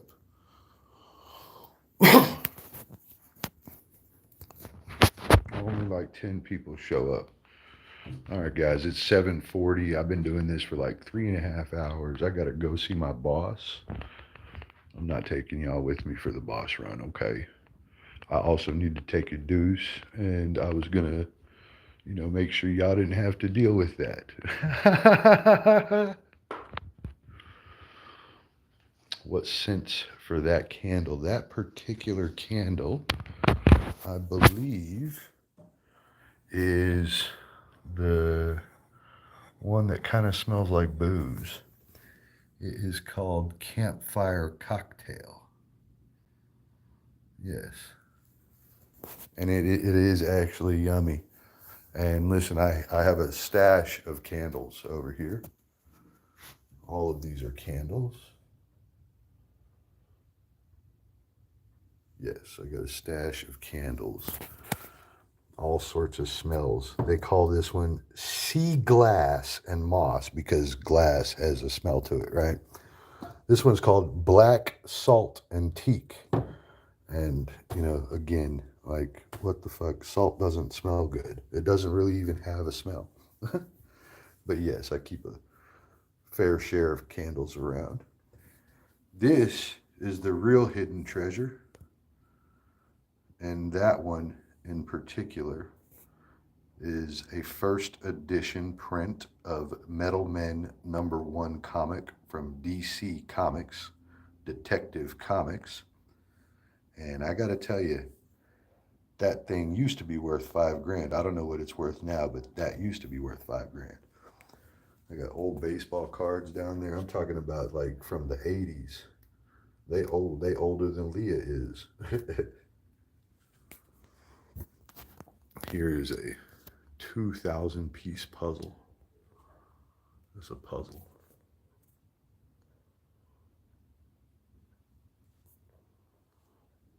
Justice League. The League of Justice. Okay, guys. Well, hold on. I got one more little thing to show off. One last little thing. Ah, yes. The laundry room. The laundry room. Laundry and tools. All the tools that I have are scattered on these shelves here to where I can access them very easily. Washer, dryer, laundry soap, all that shit. And yeah, it's nice. As long as you want to spend the money for it, it's fantastic. And if I had a girlfriend, I wouldn't complain about spending the money. But I've got nobody to share this with, so it's just fucking me in here with nice countertops and all this extra space for no reason. That's all it really is. Now, how can you clean that house every day? I clean it every day. That's how. Every time I dirty it, I clean it right then. That's kind of a problem I have also. Did I assemble it? No, I rented it. I rented the place. I mean, I put all the stuff in here, so I had to assemble it. I had to buy that entertainment center. I had to build my desk.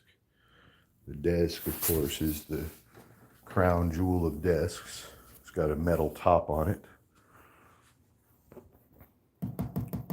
This is a big sheet of metal that's sitting on top of it. And it's a man-sized desk, so it's tall. Tall enough that my knees go up underneath it. Like these days, it's hard to find a desk that my knees will go underneath. So that's always a problem. And then, of course, I had a problem with things being uber organized. So there are no legs and there are no wires or anything hiding underneath there. There's a wire at the edge of the carpet there.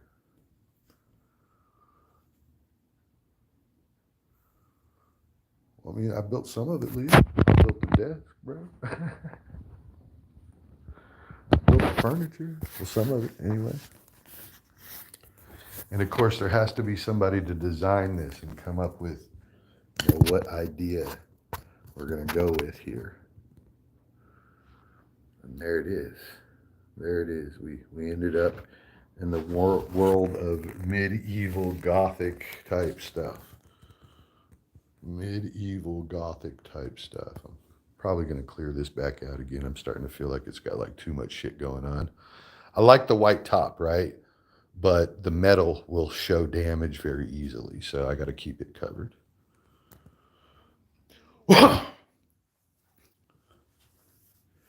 Yeah. Gave me a headache too, by the way. Gave me a headache too. All right, y'all. I'm going to call it a day. I got some stuff I got to go do. I can't be dragging y'all with me for this stuff. I got to go ask a man for 60 grand. He ain't going to be happy about it. Y'all be good. Leah, I hope your head feels better. I hope you started stretching. You saw those stretches that I told you to do for your neck and your shoulders and back, right? Drink the water, get those stretches in, get off the internet.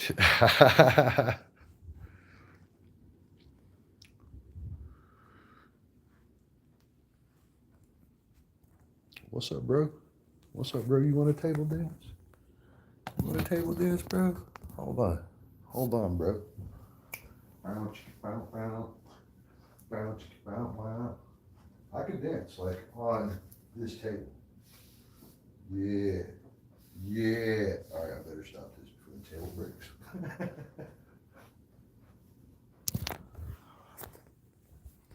All right. Y'all be good. Thanks for stopping in. Patricia, don't forget to leave me a comment so I could chase you back down and reverse chase you. I would, Leah, but y'all need to send a super sticker. All right. Y'all be good. Thank you for coming today. It's nice to talk to y'all. We'll see you then.